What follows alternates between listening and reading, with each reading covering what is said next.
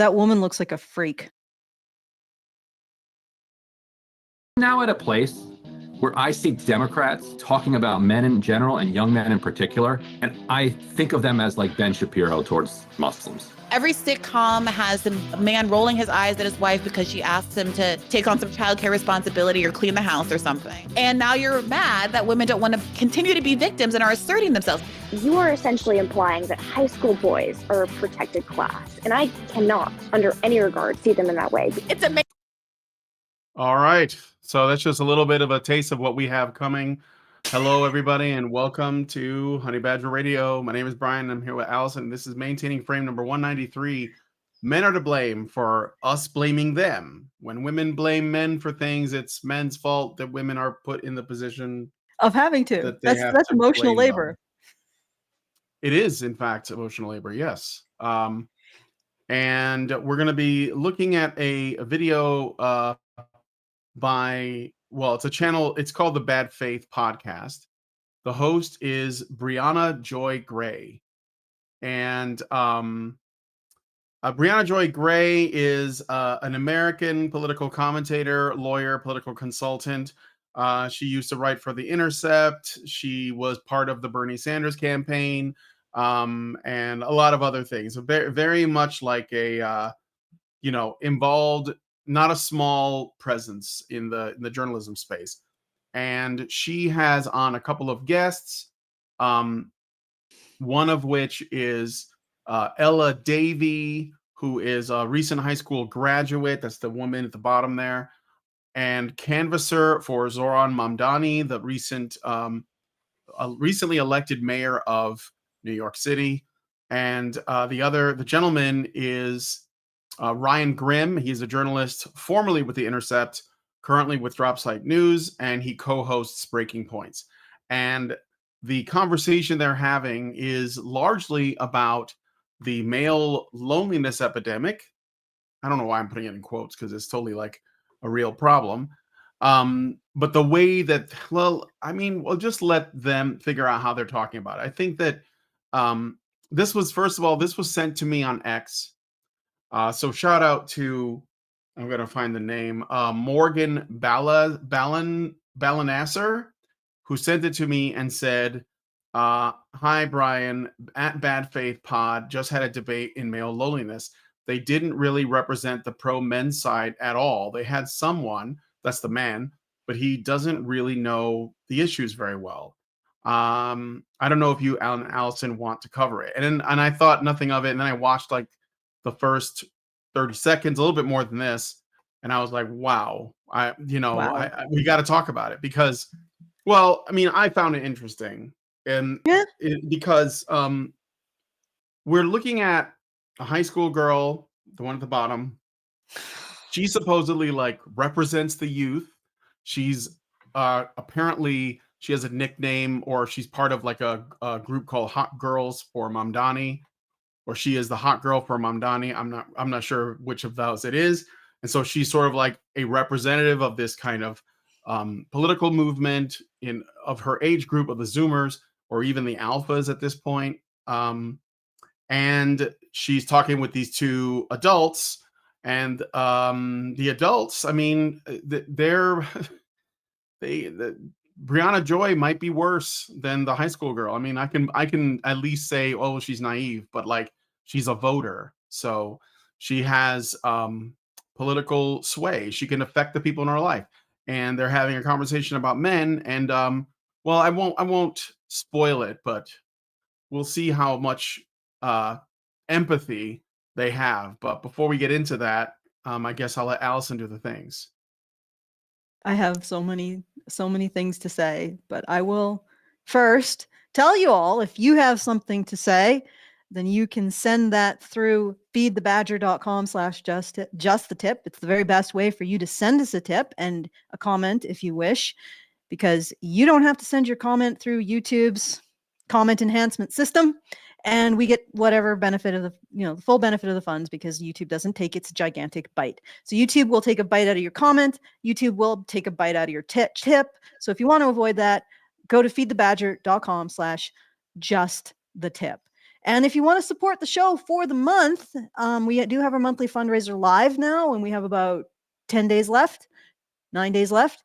So feedthebadger.com/support to put your support options in for that and help make sure that we can bring you this content, because I think that we represent the only people that are capable of doing the one thing that's necessary to end this, which is blame women. I, for one, blame women. Nobody can stop me. And I believe that nothing is going to get resolved until we can blame women with the eagerness, freeness, and absolute joy with which we blame everything on men. So that's what I believe. And if you believe that too, feedthebadger.com/support to make sure we can continue to bring you this content, because it is it's heavily suppressed by the powers that be, who don't think that's a good idea. They don't actually want to solve problems. They just want to continue to perpetuate and feed on them. All right. So feedthebadger.com/support to help us out, because we exist because you do that. All right, Brian. Do you want me to All say? right, so let's get my thought? into. I want to get into this opening section. Not yet, eh? No. I want to get into it's like 30 seconds. Okay. So I want to let this play out. Well, there's a little bit more of this opening section, because this gives you an idea of what the tone of this is going to be. It's usually like taking like the spiciest things and like throwing them together right at the beginning of the video. So let's do it. World, no grace. You guys are still running. Let me go back a little bit. Because she did say something there that I thought Okay. was relevant. Every single thing you get no grace. And they're all miserable. Brian. Miserable. Oh, please. You guys are at the hands of your own destruction. The speech. What did he say? Could have been. She said it's a man's world. Let me go back a little bit more, like right here. Protected class, and I cannot, under any regard, see them in that way. It's a Well, that's fine. It doesn't matter, you child. Oh God, sorry. What? It's a man. So she's saying it's a man's world. And what is he Yeah. saying? Well, let's let him say it. running every single thing you get no grace. And they're all miserable. Brian. All miserable. Oh, please. You guys are at the hands of your own destruction. The speech. So he's saying they're all miserable. She's saying it's a man's world. They have everything. There's no reason for them to be upset. And he says, but they're miserable. Well, he doesn't say but. He says and, which I think is not even nearly argumentative enough. And then she's basically saying, well, they can't even do that. They can't even like be happy despite the fact they have all the power. So, and he's just like unable to respond because he isn't much better. Unfortunately, there really isn't a voice for men in this conversation, no pun intended. Could have been delivered by a anti-criminal justice reform person verbatim. No, it couldn't, right? You're asking- Girls are not inflicting sexual violence onto young Okay, people. all right. Can we stop here? Like, we've just gone through a whole bunch of shit that needs to be responded to. I'm just saying, he's right. This entire frame, I love how grinny they are. Okay, I wanted to say one thing. I keep getting accused of radicalizing men. I don't think I'm the woman radicalizing men.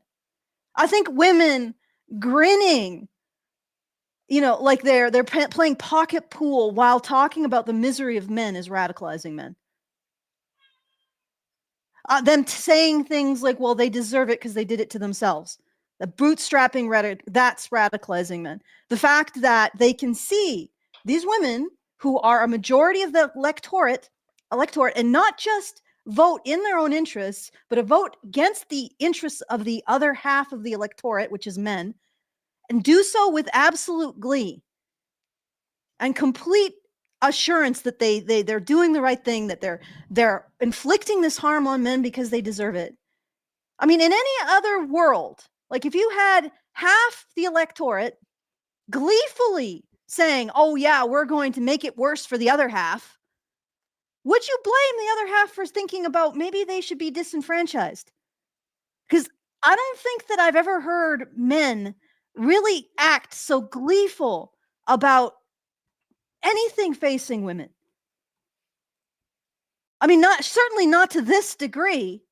And again, I'm the one radicalizing men, am I? Not this woman grinning over their misery, cackling over their misery like a jackal. Huh? Okay. And then the other thing is that he's absolutely right. The feminist narrative would be considered a supremacist eugenicist narrative if it targeted any other group.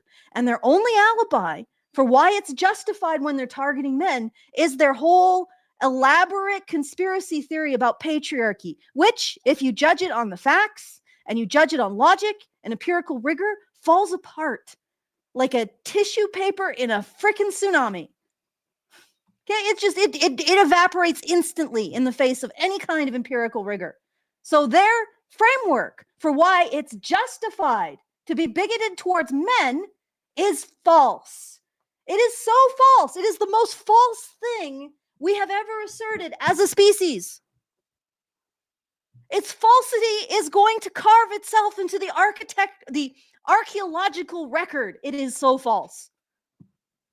All right. And this is what they use to justify all their cackling and all their grinning and all their, oh, we're going to use our voting power to make things even worse because we don't even recognize.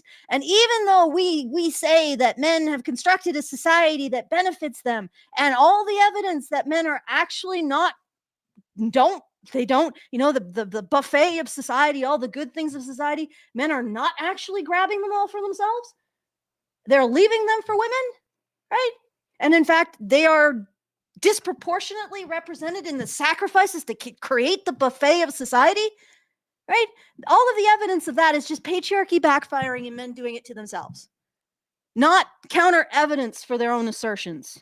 This is such a anti-intellectual ball of fuck, right? And I can absolutely 100% sympathize with men who look at it and realize these people vote.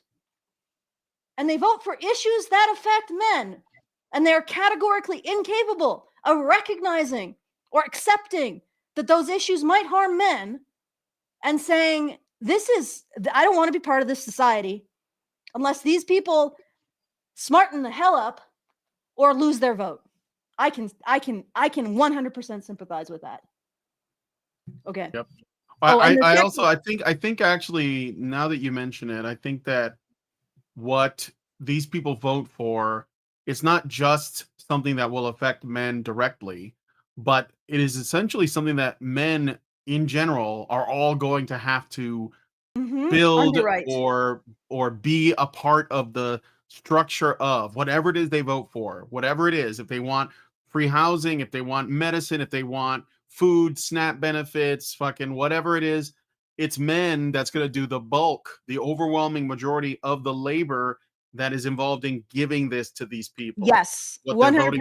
Not just the taxes, which we already know men pay the taxes, or not just that, but like the actual work that comes from that and the enforcement of that on the people who are doing it. All of that's going to come from men. So like I'm sorry, but women's contribution to that is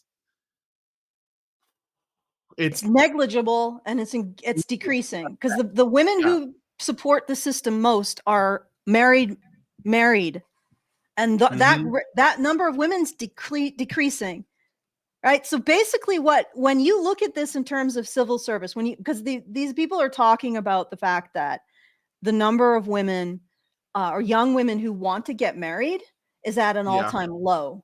Well, girlfriends, beyond the implication for men's loneliness, which you're just going to cackle about and just be like, oh, pat each other over the backs for making men more miserable because that's your great goal in life. Well, there's more of a problem with that, because the only group of women that is generally a net positive to society are married. Okay. Single women, they're hovering, at least they're not a net negative. Single women with children, a gigantic net negative. And the number of women who are drawing from the system instead of putting into the system is increasing. So the number of women who are married and have any kind of positive input to the system is decreasing. And the number of women who don't, who are single, who vote for all of these policies that everyone else has to underwrite, is increasing. So married women's decreasing, single women are increasing. Single women are a net drag on society. They are a net negative to the tax base. They're a net negative for getting things done. Everybody is subsidizing their asses. including married women. And now more young women want to enter those roles. They want to enter the demographic that contributes least to society. And the rest of us are not happy with that. I wonder why. I mean, these women, I don't know, have they ever paid taxes in their lives? Either of them?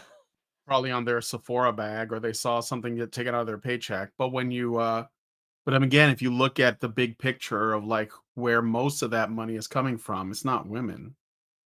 But okay, so I picked Yeah, but what I did was let's be honest here, Brian. There is a Mm. distinct difference between a woman who is married yes. and is part of a system incentivizing a married man to provide more to the state and also creating the future of our civilization by having children, and a single mother who is producing demographic collapse and dangerous individuals. I mean, not all, but a substantially greater majority of such individuals come from single mother households. So, there's one route for womanhood that's actually productive and socially responsible, and there's one route that isn't. And these women are celebrating women taking the route that isn't in a system that's increasingly failing. All right? Mhm. And there's a difference there. Yes, I know men are primarily responsible for the taxes, but women are primarily responsible for sort of marrying men and putting them from the single category, which they contribute about as much as single women without children, because those women don't really draw a lot from welfare and other benefits either, and married women and married men. Like they are the ones who are marrying the men and putting them in the category that is the largest taxpayer. Okay. And a lot of the tax deductions for marriage aren't that great. Maybe when you have children, but otherwise, no. All right. So this is in fact, if myself and my husband live separately, we would get more in personal tax deductions than as a married couple. But anyway, that's neither here nor there. So, but the point is that married men contribute the most. Married women contribute less than married men, but on the other hand, they're also the reason why married men are married men, and they're contributing the incentive structure of having children and having a wife for the married men. So they are contributing. Like, can we at least acknowledge that? Because we got to have a pathway forward. And then we have single women and single men who are contributing about the same amount in terms of taxes, with single women without children not really drawing as much on social services. And then we have single mothers. Now, the real problem with single women and single men is that they vote Democrat, which enables single mothers to continue to predate on the rest of us. And now we have these people celebrating this problem getting worse. Yeah. Okay. All right. So I found the time codes that become the most argumentative. Okay. So that and there's a few of those, but I figured that would be a good way to break it down. So let's get into this. Is 420. Well, yeah, it's like 420. They get into a tweet that's somebody Survey made. he cited from 2022. Now, in response, Let me go back a little bit. Sorry, it's like 416. percent of 12th grade girls that say they want to get married has dropped over 20 points over the last 30 years, while the boys' interest in getting married has stayed about the same. Wilcox framed this trend as, quote, disastrous, because he says married women do better than unmarried women. They have more assets in midlife. They are less lonely, and they are twice as likely to be happy, according to I don't give a crap. social survey. I don't give a crap. Married women pay more in taxes. Right? They incentivize married men who pay the most in taxes. They are not a net drain on society. The end. I don't give a crap about their happiness. Who gives a fuck? Yeah. Get your big girl panties on and enter the adult world. I got a super chat from Albatross. Thank you, Albatross. And he says, kind of off topic, but the episode from Wednesday about how people respond to vulnerable women kind of reminds me of cuckoo birds, chicks, manipulating their host parents into forfeiting their own chicks. Thank you for that. Okay. He cited from 2022.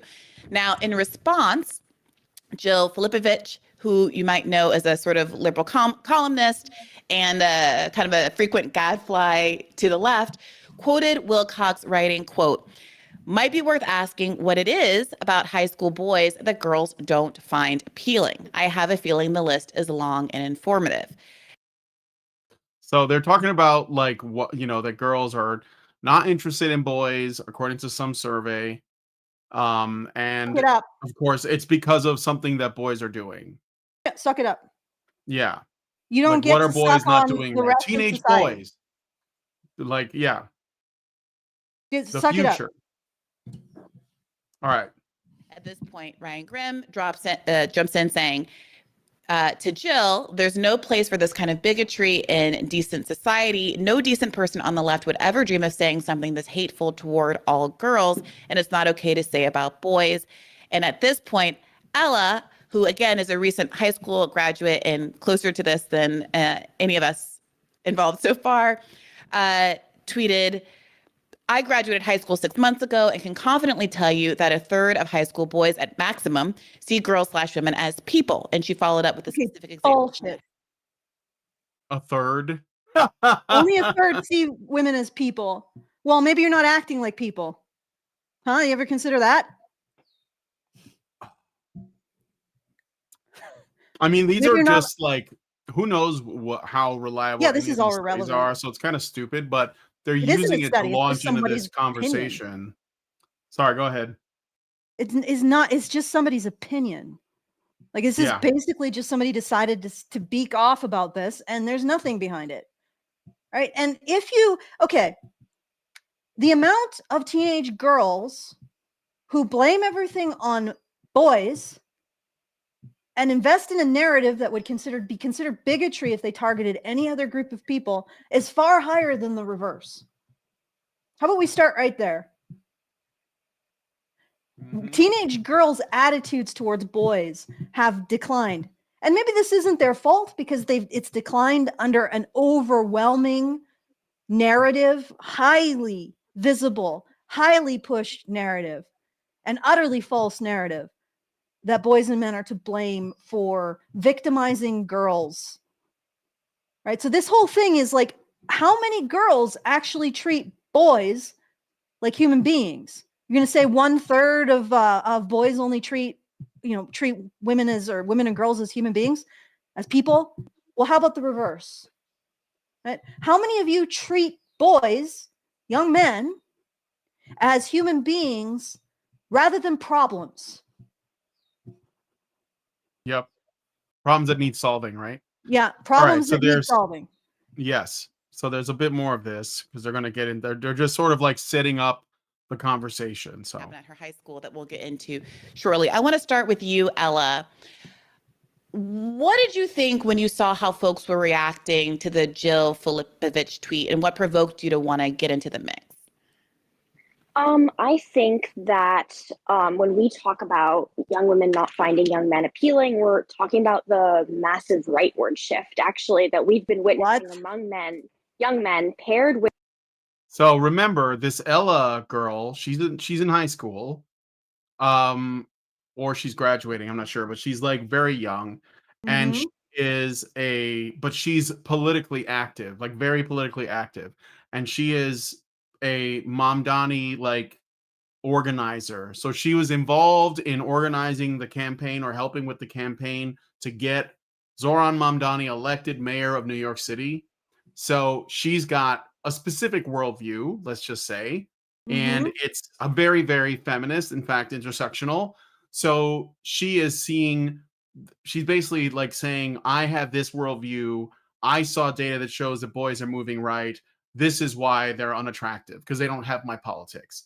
So I think that's like what she's getting at. But let's listen.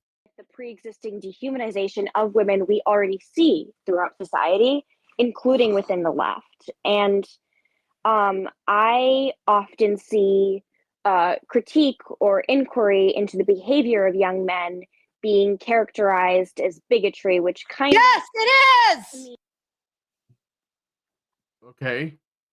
It is 100% bigotry. And the only thing that makes you think it isn't is a lie. A lie that you can even see these women debunking as they speak, right? Men create society. Men in authority create society for men's own benefit at the expense of women. This man, as milquetoast as he is, mentions, but men, these are the things that men aren't being benefited by. And the woman cackles and says, that's their own fault. Yes, bitch. Because men enforce sacrifice on other men, leading to worse outcomes for men. Why? In order to make sure women are protected and provided for. That is not patriarchy backfiring. That is literally the purpose of civilization. And they cackle, but they recognize it and then they deflect it, apparently unaware that that is the counter evidence for their own assertions. So this woman is saying, oh, I can't see that as bigotry. Well, of course it's bigotry. The only excuse for it is false. You're going to say, oh, but it's because of patriarchy. We get to be bigoted towards boys. Well, patriarchy, as feminists frame it, is a lie. It's a lie. So you have no excuse. And yes, it's bigotry. Mm-hmm. All right. Cheapens the word, especially when the word bigotry should be used to describe the appalling behavior that young men inflict onto young women on a daily basis. I like you. So she's saying the word bigotry is being, when you say that women are being bigoted to men or boys in this example, and you call it bigotry, you're actually taking power, or you're making the word less impactful. So she's admitting to the negative sum game, but not because she doesn't think it's a good thing, because it should only be used when talking about women, even if it's in the mildest sense, right? If you're trolling a woman online by saying we control your bodies, right? That is bigotry. That's where it really belongs. So that's where it really matters. But if you're basically telling boys they don't matter and they kill themselves, you can't call that bigoted, because it makes the word mean less when it's used in defense of boys or to criticize people who are bigoted towards boys. So yeah, bigotry is a gendered term, guys. I graduated high school 6 months ago, right at the peak of Andrew Tate's rise. I saw my peers be indoctrinated by Andrew Tate, Nick Fuentes. The language. Unsubstantiated. What? It's unsubstantiated what she's saying. No, she's just saying they got indoctrinated. Did you guys know that Andrew Tate has mental powers like Professor X? That's why he's bald, because he's a mutant with psychic powers to make men hate women. Even though Andrew Tate's entire empire is built on appealing to women, and Nick Fuentes is a virgin, intentionally. He's celibate. But these guys are the worst enemies of women, don't you know? Okay. It doesn't even make sense. But this is just, again, all she's doing. A narrative. For the record, it's an invocation. She says their names to put you in an emotional state of fear, because you're taught to fear those names. If it weren't those guys, if those guys exploded and died tomorrow, she would just be saying somebody else. She'd say Jordan Peterson, who's basically nothing like Andrew Tate, but it doesn't matter. Jordan Peterson and Warren Farrell. It's just it'd be Warren Farrell, it'd be Paul Elam, it'd be Steve Bannon, it'd be JD Vance, it'd be, fucking, what's the Indian guy that ran, Vivek Ramaswamy. It doesn't matter. It's just somebody, So anyway. All right. That's the first. So you want me to see if there's a reaction to this? Yeah, sure. I'm just wondering where she talks about the sexual assault statistics, because as everybody knows, I've been watching those like a hawk for 20 years. So I No, want to get on that. Is that okay, only let's at the see. beginning? No, it's no. The beginning was like a little bit of a, what do you call it? A sizzle reel with a bunch of little Oh yeah, clips. It's yeah. in Okay, here. gotcha. No, Okay. I can also find the time code as well. So Yeah. I'll do that. Okay. The sexual violence that these young men think is okay is disturbing, and the sooner that the left and right accept. No, she's just saying that they assert sexual violence because Yeah, bullshit. Like yeah, honestly. sure. Okay. First of all, let's address the men's flight to the right. No. You are running full tilt to the left. And men are going slightly left, but a little less fast. That's not a flight to the Slightly right. right. Yeah, It's they very go mild. slightly It's right. very moderate. Yeah. They're very moderate. They're like center right. Mhm. Young men have gone center right. Right? And you guys have gone radically left. So from where you're looking, men look like they're far right, but they're actually only center right. Okay, that's it. And you can't even handle that level of disagreement. This is the other issue with all of this. And this is the political issue. All right? Conservative and liberal are functions.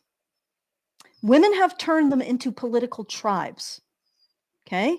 And I know this sounds really strange, what I'm saying, but conservative is a set of very necessary virtues, what you sacrifice for, what you uphold. Liberal is also a set of very necessary virtues, what you sacrifice and what you uphold. Jordan Peterson would echo what I'm saying. Okay. And in order to have an advanced society that can both respond to new circumstance and retain a sense of itself, you need both. Okay, you need self-doubt that allows you to change how you respond to things, and you also need loyalty to the things that work. And the things that make you who you are. But both of these are forms of sacrifice. Self-sacrifice and doubting yourself, which, postmodernism can be seen as like an extreme element of, at least the way they use it now. And then also self-sacrifice in terms of duty and responsibility to tradition.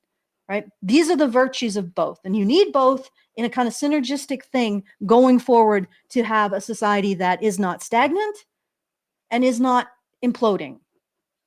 Okay? So that's what you need. These are functions. That's what I want to get across. Now, I don't think that the left function or the liberal function is in any way being done by the political tribalists who call themselves the left now. They just completely abandoned it. And what they are is political tribalists. Right? And this woman is a political tribalist. She recognizes nothing legitimate in the function conservative. Nothing. She thinks that politics are a way of determining who you exclude, not who you work with, because they have a set of skills that you don't.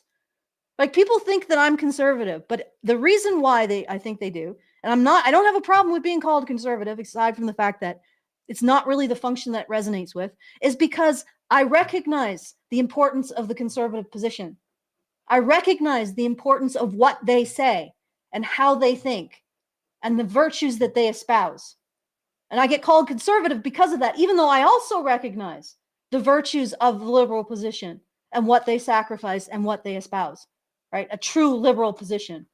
Okay. I recognize both sides. I get called conservative because I don't think that someone having that particular set, or even calling or identifying based on that particular set of values and functions, is a bad person. Right? That is a person I want to have debates with. I want to have discussions with. That I feel is a necessary ballast to whatever craziness that I'm going to propose. Right? That's what I mean. It's a synergy. And she takes that, and like a woman, and women in particular this is what they do. She turns it into a reason to exclude people from the conversation. There is absolutely no legitimacy to someone saying, well, young men are center right, therefore they should be excluded from society. Mm-hmm. What the hell society do you think that's going to construct, lady? A gigantic echo chamber of people like you whose entire political outlook is, who do I exclude today? Ugh. Well, I hope she's they're gonna really end young. I this. think that ironically, I think she's the one that's indoctrinated, because the truth is, when it comes to liberal and conservative, no one on earth is all of one or the other. Yes, that's Everyone the other has thing. everyone has a degree of openness to new ideas and a desire to hold on to or to preserve some old ideas that worked. I mean, some people are not rational or whatever, but that Yeah. doesn't mean that they don't have like it's bookends. That's what it is. It's bookends on most, and everyone has it. Like Yeah. you can push a leftist to the point where you will get them to be conservative on an Well, issue. you just have to bring up men's issues, and then they Yeah, bring up men's instantaneously issues. Exactly. become Just the do that. stereotype So, of like, conservatives. the thing is, it's not all of one or the other. No one's like that. That's just not true. But I think that the problem is that, like you said, and I think it's true, it's that these women have turned this into a tribe instead of a set Function. of values that have some flexibility, right? And they're extremely inflexible in their desire or their addiction to pushing for the most, like, what they believe to be the best value system, because that's what they've made it, is that they're like, we are the good people that believe the good things, therefore Yes. anybody who opposes us are the bad people that believe the bad Yes. things. And it's that simplistic. And this is why they inevitably push their own out, because they eventually get to a point where someone isn't good enough and then they immediately become bad. It's like, Yeah. when men are shifting in a reasonable sense, slightly right, they're like, well, we got to hold back on, immigration, and I don't think you should be aborting every baby up until 9 months, and I don't think we should be paying for everything, like, and I don't want to go to war in Ukraine or in the Middle East, so I want to, like, pull back on that.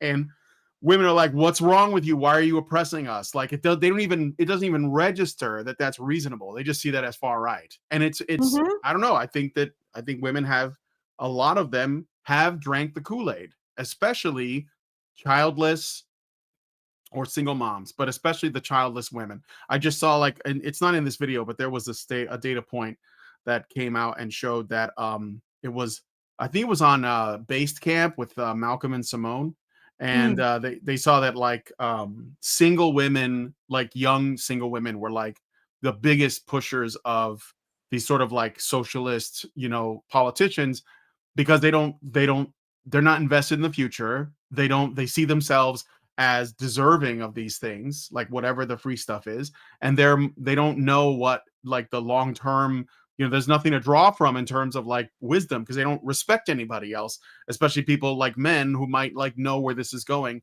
or maybe are old enough to have some experience and say, well, this isn't a good idea. So then but yeah, so I think that's like just like showing where I think this Yeah. comes from. But well, I mean, even if there's flexibility, some people tend to be orientated to one versus the other, but they're yeah, more like functions, and a yeah, set of sure. virtues and a set of functions. And women like this, and it's mostly women, because even liberal men, even men on the left are more likely to be less censorious than women on the left. Yeah, So it because is a male they're female still thing. men. Yeah. They're on some level. Yeah. No, Yeah, I they get it. still resonate with this kind of honorable opponent kind of thing that men Mhm. do. Mhm. And they can still to agree, they can still recognize the right to speak. Now, everybody's too censorious in this day and age, but regardless, it still is very much a male versus female thing. Not being Oh, censorious yeah. to your opponent is more of a masculine virtue. And it's because Yeah. men embrace the risk of uncertainty and not knowing everything. And that's the thing. Like, this political tribalism is driven by deep insecurity and Mhm. deep self-hatred, in my opinion, because they want to reject, and it's almost like they're rejecting parts of themselves. And this internal constant process of rejecting, throwing parts of themselves they don't like on others and then rejecting them. And it's extremely dangerous. This political tribalism is extremely dangerous. And that's what she's showing. So right off the bat, she is morally bankrupt because instead of showing tolerance to other viewpoints, she's showing abject intolerance and political tribalism. And once you get too much of that in your political system, it breaks down. And then everything else is a slow slide to violence. Yeah. Okay. Well, so, yeah. yeah, but the thing is, I think that I have some. Well, I'll just say this: she's 18 years old. I think that she's getting like gassed up by like adults around her. I don't think no that doubt. she's doing this of her own choice. So I think that there's like she is she's being used by people. People like the people who host this show, especially the woman here, Brianna Gray. So but yeah, I mean, like her whole like I don't know if I want to call it pity, but I can tell that this 18-year-old girl is being used, and she's like spitting out all the talking points, and she doesn't really know what the counter examples are, and it's like a regurgitation of her programming, and that's all we're getting from her. So I look at her like a vehicle for this narrative, the threat narrative around men. So yeah. But anyway, that this is like a public health issue, the sooner that we can start to address it. Public health issue? Interesting. yeah, she wants to address it. It's a public health issue, this misogyny. Misogyny is a public health issue, and misogyny is men not having the same political opinion as me. Okay. Okay. All right. This is massive political tribalism. And this individual, you are looking at the face of the destruction of Western civilization. Yeah. Literally. This vapid puppet votes. And she votes for political tribalism. And she probably doesn't she probably thinks she's voting for good things because people should be nice to each other, and being nice means agreeing with me. Oh, good Lord. Yeah. Oh, good. All right. Let's get Brianna Gray's reaction. I have to confess that for me, the knowledge of Andrew Tate and Nick Fuentes and their influence on younger people in particular is all very anthropological, something that I'm reading about third hand on the internet. What? Can you help us understand? She doesn't have any anthropological. That's how she said it. Yeah. The silverback Andrew Tate gathers up. Yeah. All right. What it's like to have your peers in a sort of normalized way genuinely consuming this kind of content? I mean, how do you know? How are they expressing themselves? What's it like? So she's asking her like, what's the evidence? Like, how do you know this is like how it's affecting her? And then she's going to respond to that. I mean, of course, from like outside of class discussions centered around feminism on gender studies, you can see this behavior manifest itself through casual conversations, locker room talk. Whoa, slow down, Missy. So you're engaging a lot of young men in casual conversations about feminism and the genders, and you're slipping into the locker rooms with the young men and listening to them have these talks. I mean, I press X to doubt. No, I think that again, she's just, it's buzzwords. Locker room talk is a buzzword term. She's not physically in the locker room. She's overhearing conversations, or she's like gaslighting herself into thinking conversations are taking place that aren't. But like this, what I'm like, look, imagine you're an 18-year-old girl. I was in high school when I was 18. I graduated. And I never had a bunch of like adults come around me, tell me how awesome I was, and then push me into like political activism. And probably she gets money or grants. She does like a massive social media presence. Like it goes. She has a like, massive social media presence. If you gas somebody up that's that young, don't you think you could go to their head immediately and turn them into like she's gonna just say whatever where they think that they're just like the smartest, the brightest, the best person, because everyone's telling them that. Yes. And you have like this big following. Like they call her hot girl for Mom Zoran. That's that's what they call her. Okay. She's not even mid, but that's what they call her. So it goes right to their heads. And I think that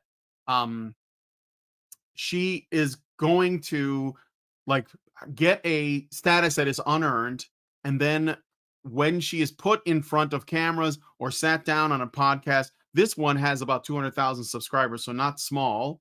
Mm-hmm. And they're like, tell us what you think. They're just like eagerly listening to what this 18-year-old girl has to say about like the absolute state of the entire country.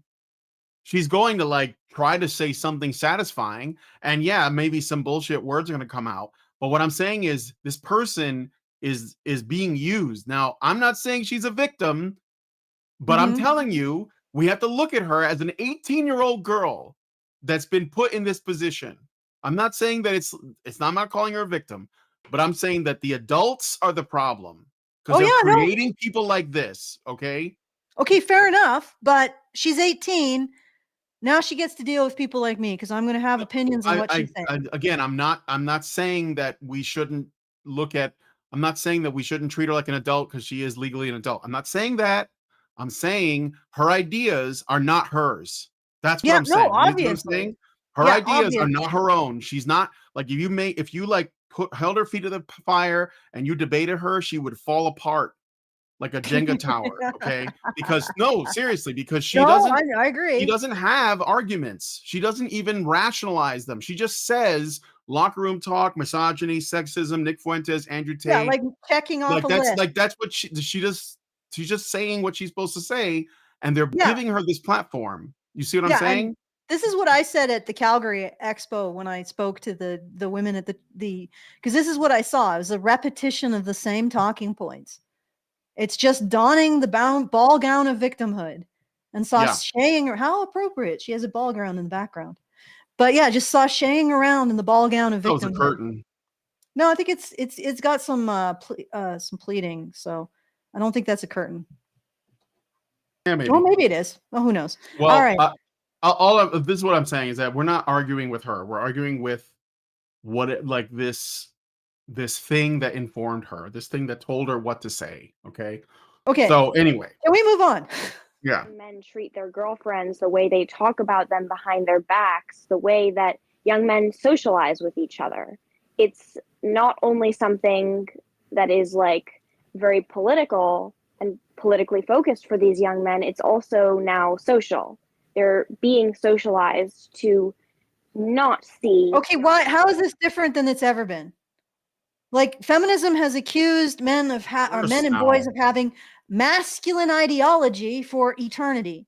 So what? Or since I don't know, probably the 80s, that when they developed that particular term. So how is it different?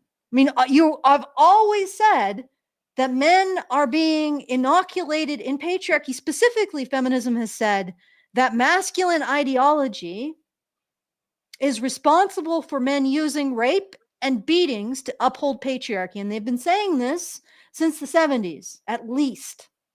Okay, so how is this different? How is this suddenly something that's happening when it's always been happening? I mean, this is the thing. Have you noticed that? Like feminists every freaking 5 years, this thing that's always been happening is happening. Mm-hmm. Okay. Well, right? They have to fearmonger around it, right? Yeah. Yeah. Yeah. So they have to make it look like it's an impending doom. And when it doesn't result in doom, they just sort of bring it back later and they say, no, this time it's happening for real. Like, yeah, but here, like everything that Nick Fuentes and Andrew Tate say isn't even in the same ballpark of what feminists say. Sport. Yeah, of what feminists say that men teach each other in patriarchy. It's like Little League versus the fucking. Yeah, but here's the thing. Like the standard that feminists have put on masculine ideology and how patriarchy allegedly socializes men, except that it's like, and I actually talked to the guy who's doing a criminology PhD last night, and he said it's not just like this socialization that feminists say is applied to men isn't just a 100% penetration across cultural, ethnic, religious, national, racial boundaries. It is a 100% penetration across the what is it, the genre or the genus Mammalia. Like, it's cross species. So this cultural socialization that feminists allege is being applied to men is cross species. It's not just men. It crosses species lines. You didn't know that you shared a culture with ducks, guys? You shared masculine ideology with ducks? Did you know that? That's why it's so absurd. But anyway, Yeah. my overall point is that what feminists say patriarchy teaches men and is conveying to men through this socialization that crosses species lines somehow is that rape and beatings is how you keep them women's under control. So that's the bar for what feminism says is being taught to men. Now, I haven't listened to all of what Andrew Tate has said or Nick Fuentes, but I'm pretty sure if this is the bar for what feminism says patriarchy teaches men, they're not anywhere near it in No. terms of their overt messaging. Okay? No, not at all. No. So wouldn't that be an improvement? All right. So absolute cinema. So all right. Let's play some more because and then we're gonna move on to an argument that they have with the man. Focused for these young men, it's also now social. They're being socialized to not see young women as people. They're being socialized to dehumanize them, to see them as arm candy, as hoes, as thoughts, as something Yeah, to you mean conquer. basically what feminism accused patriarchy of since the 70s and worse? Like, all of these things are not actually dehumanizing because arm candy is a human. Arm Right? candy. Arm candy. Arm candy is a Arm human. candy. That's what she's saying. Arm candy, you know, when you have a one on your arm. Yeah, You know I what know, arm but that's still candy- a human being, unless you're Oh, talking sure about it a is. Of parrot, course. No, of course. an extremely colorful parrot. You know, that could be considered arm candy, but Here's a generally, question though. Like, they have girlfriends. So, like, what those girlfriends? Do they hate being seen as arm arm candy? candy? Like if they say, oh, they see us as hoes and thoughts. Well, I don't know. Are they hoes and thoughts? Like, I thought that was something we're supposed to celebrate now. Yeah. I mean, what if they're? Well, I what mean, is I it? really don't know the context, but it sounds like you are attacking hoes. Like, we don't do slut shaming in this house. I'm just saying though, like, you know, like, look, I did substitute teaching, and I'm telling you, like, girls as young as 12 were sexually active, and they were looking at multiple boys all the time, and they were on TikTok and Snapchat and stuff, and I had to take their phones away from them. And so, like, if you're 18, like, I'm sorry, but I bet that the dynamic is very different. So what I'm guessing that you're saying is that women are behaving however they behave, and I don't have an opinion on that, but men who acknowledge the reality of the way women are behaving are the problem. So if a woman is being promiscuous and a man is saying, I'm not into that, I think she's a thought, that's the problem is that he thinks that, not that she's doing that. Okay, and that actually would speak to the idea that what's really the problem is men standing in judgment of women. Yeah, Yes. that's the real problem. Is that Why would misogyny. a boy have any cause to call someone something without, like, for no reason at all if he's wrong, unless it's just to fuck with her, like they're friends or whatever. Yeah. Well, I Right? mean, and they could But even also if be it's to fuck with bullying. her, that's not hate. Yeah, it's just general, Trolling. kid bullying, which is women do it or girls do it, and they do a lot of it. And when they do it, it's a lot more devastating. But we don't want to discuss that, right? We can't talk about No. that. So we're just looking at this. And you're right. A lot of these girls are probably behaving in that way. They're behaving like they want to be arm candy and like they want to be thoughts and whores. And then the boys are identifying the behavior. But boys cannot stand in judgment of girls. That's misogyny. If boys have an opinion on girls' behavior, that's misogyny. But of course, girls are free to have even ridiculously unsupported, bigoted opinions on boys' behavior that they aren't even actually doing. Because I'm pretty sure, is this where she starts talking about the sexual violence?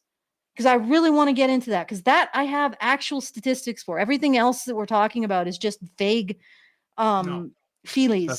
that's not when she talks about that. I think it's a little bit later. Okay. I thought you were gonna look it up, but here's the Ryan Grimm. And maybe it's easier to understand. Like if you said something, if you saw Ben Shapiro say something similar about Muslims, you would not say, oh, he's just asking what structural social forces are at work that have produced the problems that. So what he's trying to do is he's playing devil's advocate poorly, but he's basically like, the way you guys are talking about, because remember, these are all progressives, this whole panel, okay? Mm-hmm. So he's saying the way you guys are talking about men sounds like the way someone like Ben Shapiro, who is a conservative Jew, talks about Muslims. Okay. Now, of course, I think this woman, this girl, this teenager is Muslim, which is why she's like a pro Mamdani person. So he's trying to frame it in a way that she will be able to see it, right? Like, oh, look, the way that Islamophobes talk about you is how you're talking about men. That's what he's doing. Okay. So I'm just letting you know what the context is. And let's see if this works, this tactic. He's identifying with Muslims in this post. You'd be like, no, he's being a bigot. If Matt Walsh was saying it about black people or about immigrants, you wouldn't be like, well, Matt Walsh just wants, us to look at just the social constructs of our race relations here in the United States so that we can improve them, find policy solutions, and then he really actually is, has the best interests of this group that he is maligning at heart. Nobody would think that.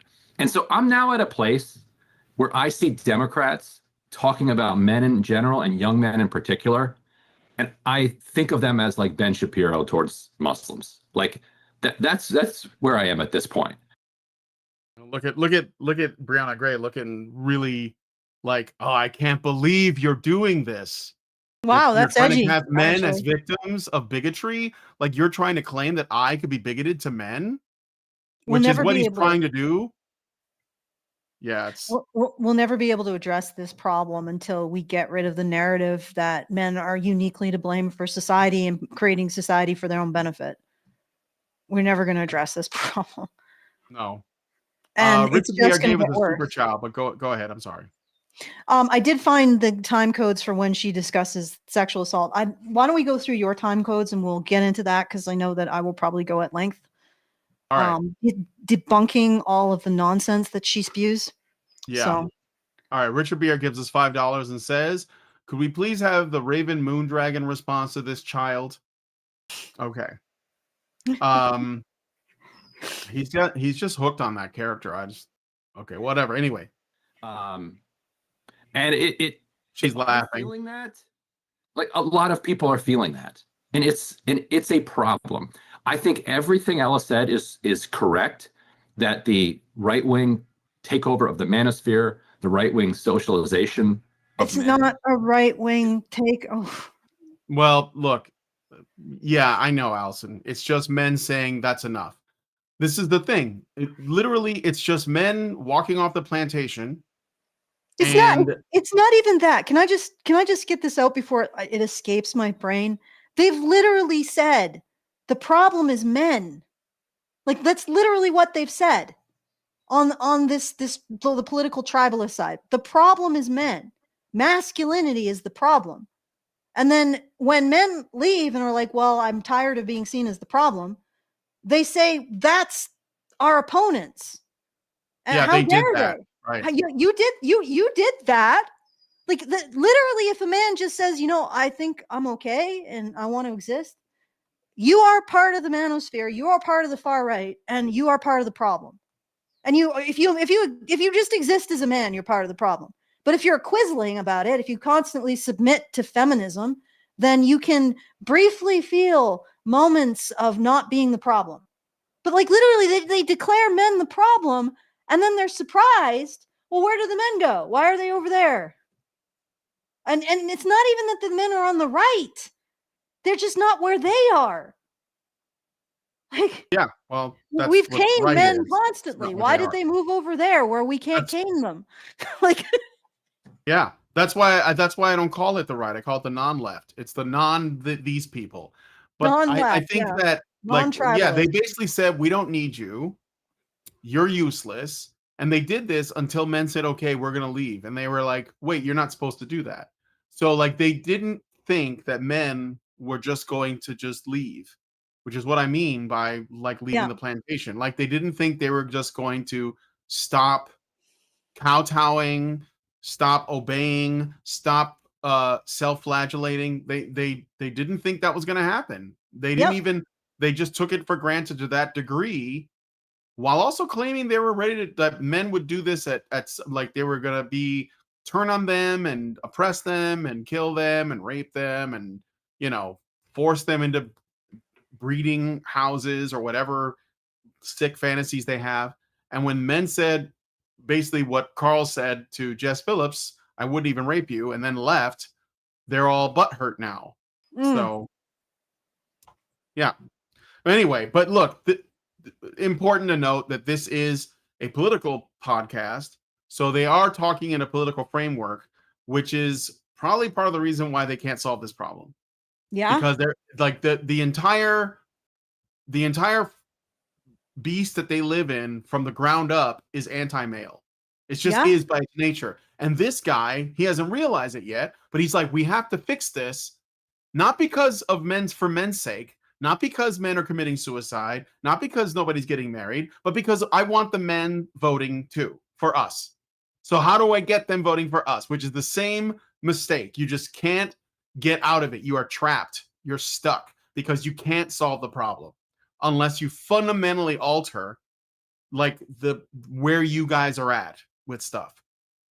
Causing huge problems for them and for their potential now like unlikely partners, and they're going to be miserable too. Like I think it's all bad, but then the question is, what do you do about it? And to figure out what you do about it, you also have to look at what happened over the last decade or so.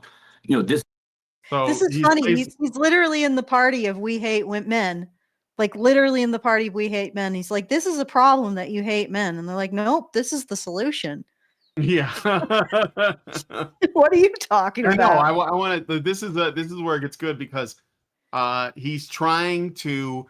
I sense. Look at that face on that girl. Yeah. Look at them both. I sense the fear in this guy. He's like a chicken trying to make a deal with coyotes. These two coyotes, like guys or foxes. Okay, check it out. I know you're hungry, but hear me out, guys.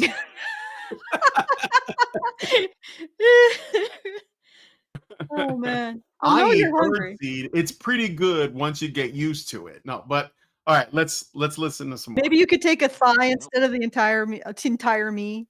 Yeah, right. How about just a foot?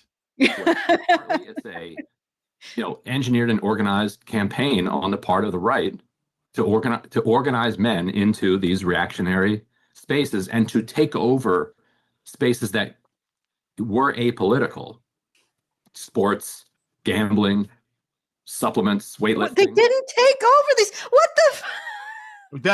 It's funny too because they think that, well, they can't believe that they could have caused this.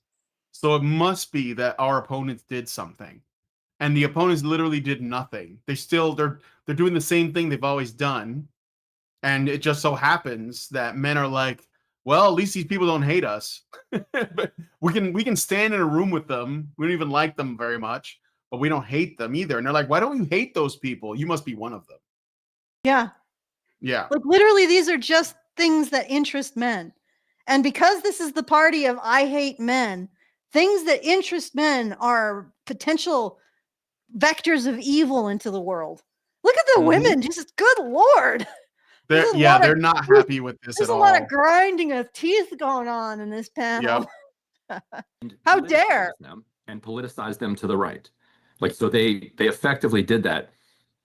But then No. Okay, but you got the entire thing wrong, dude. You're saying, oh, the right took over supplements. No, the right did not take over supplements. What happened is, for whatever reason, the left, the political tribalists, I will call them the political tribalists, have embraced this narrative that human beings are actually the cattle of the government. For whatever reason, women like that narrative a lot, possibly because they're more interested in controlling their neighbors than being free, right? And one of the things that the government doesn't like is supplements, is people actually keeping themselves healthy in ways that they can't make money off of. I mean, that's my theory. But also, like, all of these other things were just things that men liked. And because they were things that men liked, the party of men are the problem, the I hate men problem, a party, basically said these things are wrong.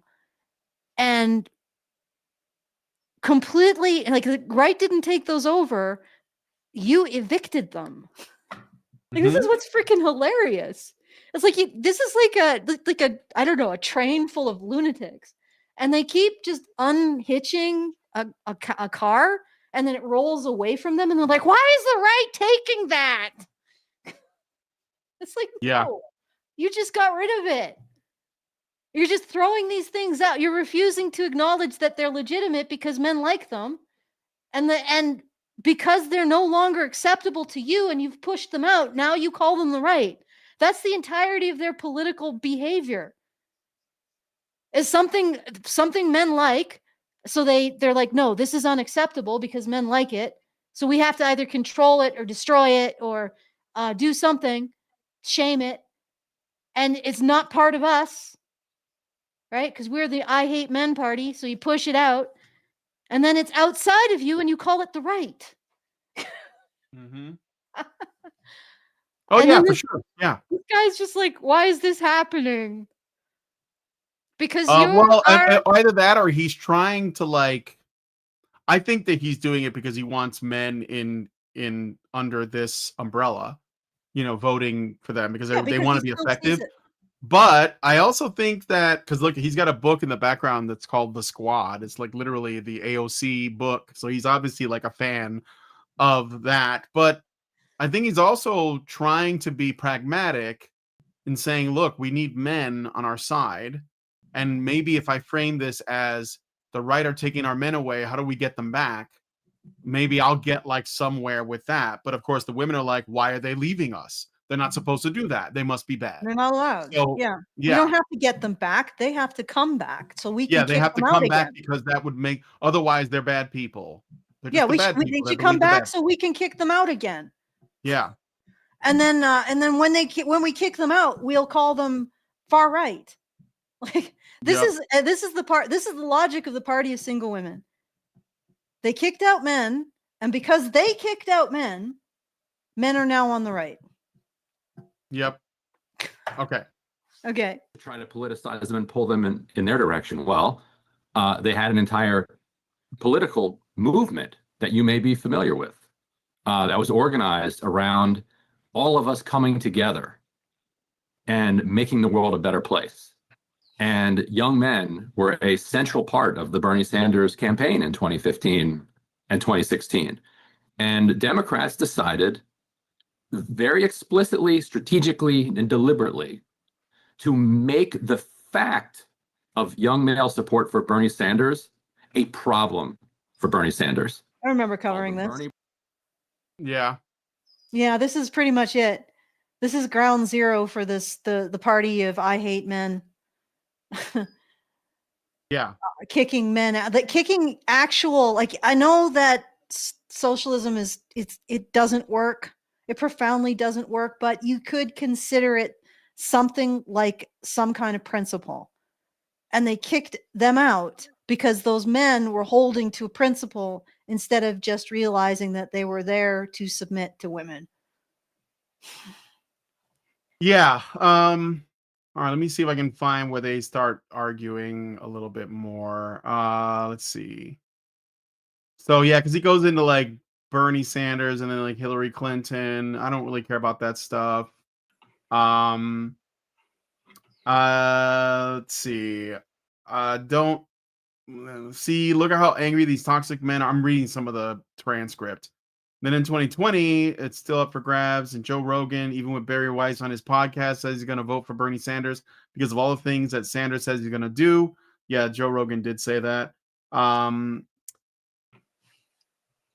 wow. Build now an actual working class coalition and drive Trump out of the White House and actually deliver an agenda that works for everybody. Blah, blah, blah, blah, blah. So now Democrats are like, what happened to young men? Okay, so 1506.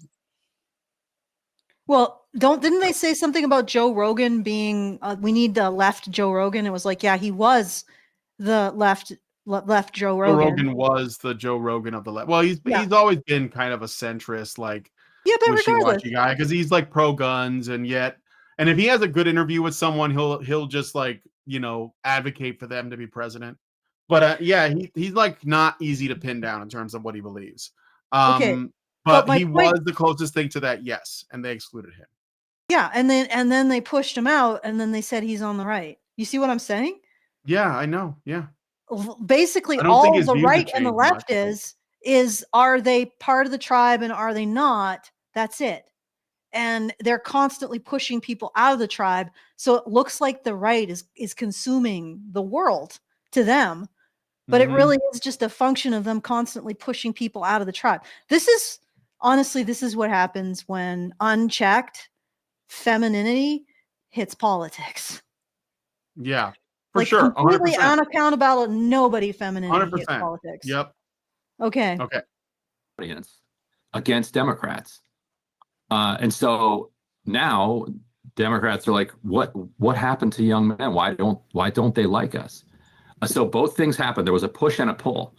And I can't do anything about the pull. The right wing is going to do what the right wing is going to do. Yeah, the right wing isn't actually as male focused as you think it is, but regardless, I mean, honestly, if you push out everything that men like, anyone who has a relationship with a man, because now if you're married to a man or even in a long-term relationship, you are a far right. Marriage is far right. Okay, maybe if you even have sex with a man at this point, you're far right. Right. So if you push out everything that even, you know, vaguely touches or has a whiff of the man, then yeah, that it's again, the right is not pushing, the right is not pulling these, you are 100% pushing them out. Okay. All right. We can counter their ideas. We can argue with them. We can try to present and model like better behavior and model a life that will be more fulfilling, rooted around kind of community and dignity and justice. But that's all. Notice, but like no mention of things that men want, like family and children, because he can't say that. He can't say that because if he says that, then he sounds far right. And he's saying it around these women who are like, well, what are you saying? Women are just vehicles for babies. So he has to say things like community and justice. Yeah, justice. That's right. All we can do. But on the Democratic side, what you can do is stop the reflexive bigotry towards men. It's not making fun of the idea that it's okay. But they can't. Dude, look at this. They're about to respond. Yeah. Okay. The foxes are going to explain to the chicken why they can't stop eating chickens. Yes. Talk about it. Half of the country in that way. I really want to talk about that idea because I think you are essentially implying that high school boys are a protected class. And I cannot, under any regard, see them in that way because I and my peers have faced an intense amount of sexual harassment, sexual violence. Okay. subgroup of people. And Yeah. Do you want me to let her talk to more before you jump in on that?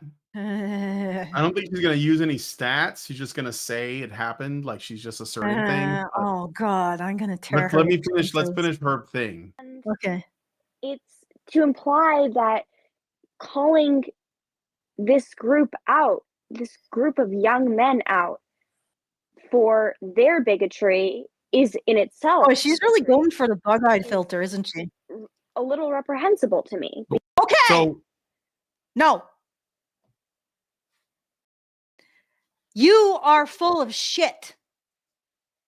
Of course, nobody talks about these stats, but millennial women, which I think you are one of, or a Zen, actually, no, she She's would a be Zoomer Generation woman. Z. Yeah, She's a this is Zoomer probably woman, yeah. worse for Generation Z. But Oh, yeah. millennial women and Generation Z are 2 to 3 times more likely to use weapons to rape than the men of their generation or any previous generation. And I use that particular stat because people are like, well, all the, and coercion and blah, blah, blah. Okay, well, it's pretty black and white once you draw a weapon on someone and force them to have sex with you. And that's what your generation of women is doing at phenomenal rates. I don't know when we're going to start to give a shit about it, when the number of women that use weapons to rape is like 25% of all women, 35, 45, 95. When do we start to care? Well, anyway, the trajectory is upward. So no, you are not going to have the right to condemn boys for something you girls are doing more of. Right? And then the other thing that's really horrifying is that attitudes towards male victims of sexual assault, particularly by women, are getting worse in her demographic. So not only is she more likely to rape someone at knife point than a young man of the same age, she's more likely to laugh about it and think he deserved it than previous generations of women. So as this generation gets worse, the women in this generation get more sexually predatory, more sexually exploitative. They excuse their behavior even more. And feminism enables all of it by pretending that the real problem is men doing this to women. Meanwhile, the rates of women raping men are skyrocketing. This is reprehensible. She talks about, talking about the bigotry towards men is reprehensible when they're the ones. This is reprehensible. Because it is an aspect of bigotry towards young men to constantly insist they're the ones doing the majority of the raping when we can't. At the most honest thing, and actually, honestly, this isn't, if you want to be really livered and cowardly about it, we could say we don't know, but we certainly can't say what she's saying, which is that young men deserve a label of being sexually violent predators. And because there is a minority of young men who engage in this behavior, which is smaller than the minority of young men or young women who engage in this behavior, but because they exist, all young men deserve to be subject to crass bigotry that we wouldn't tolerate against any other group of people. What she is saying, and yes, I know other people are putting the words in her mouth, but the mouth that they're coming out of is hers. What she is saying is morally bankrupt. Everything she says is morally bankrupt. This entire landscape, this entire political side, the party of single women, the party of I hate men, the party of we blame men, or the party of men have constructed society for their own benefit at the expense of women, and the tools that they used to do so was rape and beatings, that party, absolute moral degeneracy. Degeneracy might be the wrong word. Absolute moral catastrophe these people represent. Absolute moral catastrophe. Absolute moral catastrophe for our entire freaking culture, that they are allowed to continue to assert this vicious nonsense against half the human race. And shock, That's the half that's actually keeping them in light and heating and internet. Oh. Yeah. So she said calling a group calling a group of young men out for their bigotry is in itself that calling that bigotry. So when she says, when you call me out as a bigot, you're being like, because I'm calling men bigots, that's actually reprehensible. So that's what she said before I paused it. Why not call out the behavior? Like, there is no other group in which you would call out a group for the behavior of some. Like, we have, yeah. What? But Okay. yes. Hate on them too. Good luck building a coalition. But it's not. You can have it. Like, you guys are done. Yeah, honestly, you're not fixing this. You're not fixing. I'm sorry. Yeah, you're not. Ryan Grimm, you're cooked, bro. You're not fixing this. These women will never allow it. We have built a coalition based on expressing, But there is a problem with let's okay, stop this for a second. There is a problem with the not left. And the problem with the not left is they don't like the effect of this crap, but they aren't ready yet to embrace the solution, which is to blame the ever-living fuck out of women. Yeah, sure. I blame you for the shit coming out of your mouth, lady. I blame you for increasing the problem. I blame you for perpetuating a hateful, bigoted narrative about men. And you deserve to be blamed for it. And women like you deserve to be blamed for that and for the effects of that. You are contributing to this monstrosity. Okay, let's finish off. Sorry, this is really raising my blood pressure. Yeah, it was annoying me too. I've got a freaking migraine now. A broad phenomenon here that all white people might not participate in. But okay, wait. Did we just jump to white people? She's using it as an example to say, to talk about, to compare. Because look, Allison, the truth is, she's a black woman. So she's got to cash in on two things, right? She has to cash in on being a woman and on being black. That's how this works. This is her hand. She's got two pair. She's gonna play them. Okay. Okay, let's go back a bit. You can't run from this because that's what these people do. If she was gay, 100%. it'd be three of a kind. So what I'm saying is she's gonna use this, but it is to sort of pivot back to the male female thing. We have to let this play out. Okay. But for some reason, just a sec. I 100% understand what you're saying, Brian. Mhm. And I just want everybody to notice how she's using this to buttress. Why not just talk about the male-female thing? No, she pivots to white and black. Right. Because it's buttressing the inability to really argue the male and female thing. I just wanted you to go back a little bit because I want, before she begins. Okay, I did. I went back a little bit. Yeah, I want everybody to watch what these people look like. Okay. Yeah, let me just go right here. That of course it's not every single white person, but we're talking about a broad. Wait, no, you did move forward a little bit. So go back another 30 seconds about, or 20 or 10. In those whatever. contexts, if someone pops up and says, "Well, no, it's still you jump forward. No. This is before because it's later. Okay. Just let it play. Understand that it's a sort of a derailing tactic. That of course it's not Exactly. every single. Oh, see, she's saying it's a derailing tactic to bring up men. To bring up men, and she's using the not all white people thing as a proxy or another example of how saying what about the men is derailing. No, but what I want you to do, if you're okay with this, is I want you to go back to when he was talking, because I want to see, like, when he was speaking about this. Watch their reactions. All right. Luck building a coalition. But it's not. But we have built a coalition based on expressing, like calling out the behavior of white people, of men, based on their implicit bias, based on structure. They don't have implicit bias. It has. Men do not have implicit. Women have implicit bias. Yes, they're projecting. This is just an outright lie. And look at her grinning up there. Some serious duper's delight It's going on. working. It's working. That's what she's saying. Been successful. It's In just what way?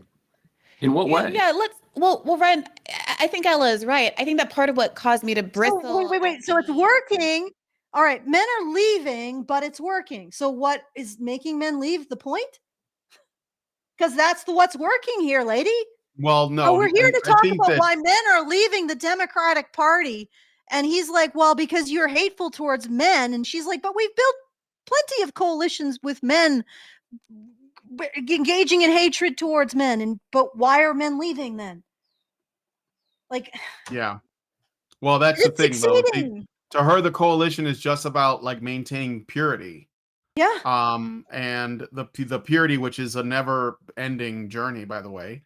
And so when she sees that her coalition is calling men and white people out, or whatever, all of the groups that you're supposed to call out, I guess, she sees that it's working, even though the obvious consequence of that is that they're losing people. It's an ever-ending search for coziness, like ideological coziness. That's what this is. Okay. Dean Domino gave us a super chat for $9.99. Thank you, Dean Domino. And he said, not trying to be a doomer, but not sure how we get out of the blaming men loop. Argument always ends with men let feminism happen. They enforce it since women are weaker, therefore blame men. Well, we blame women. Yeah. A lot, like that's it. And we do it ruthlessly. That's what you do. Like you just have to do that. You basically say you're adults, right? Like patriarchy, what? Men let feminism happen. Like, no, feminism was, yes, women allowed it. They went for it. They used it. They benefited from it. So that's the deflection on the other side for we don't want to blame women. Yeah, you do that because you're a coward. You say, oh, but men are responsible. No, because you just don't want to blame women. And honestly, you're asking, well, how do we solve the problem of crawling? Get up and walk. That's how you solve it. You get up and you walk. And I don't know, I don't know how to get maybe it's not clear to me how to get the rest of the world to get up and walk and just be okay with blaming women as much as they're okay with blaming men. But I do know one thing. You have to do something different in order to create any sort of change. So that's what I'm doing. Okay? All right. Yep. Okay.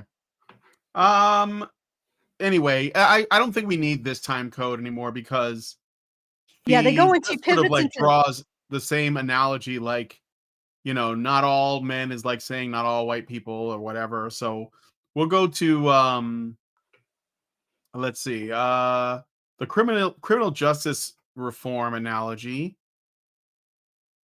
So it's like right here, actually. Needs.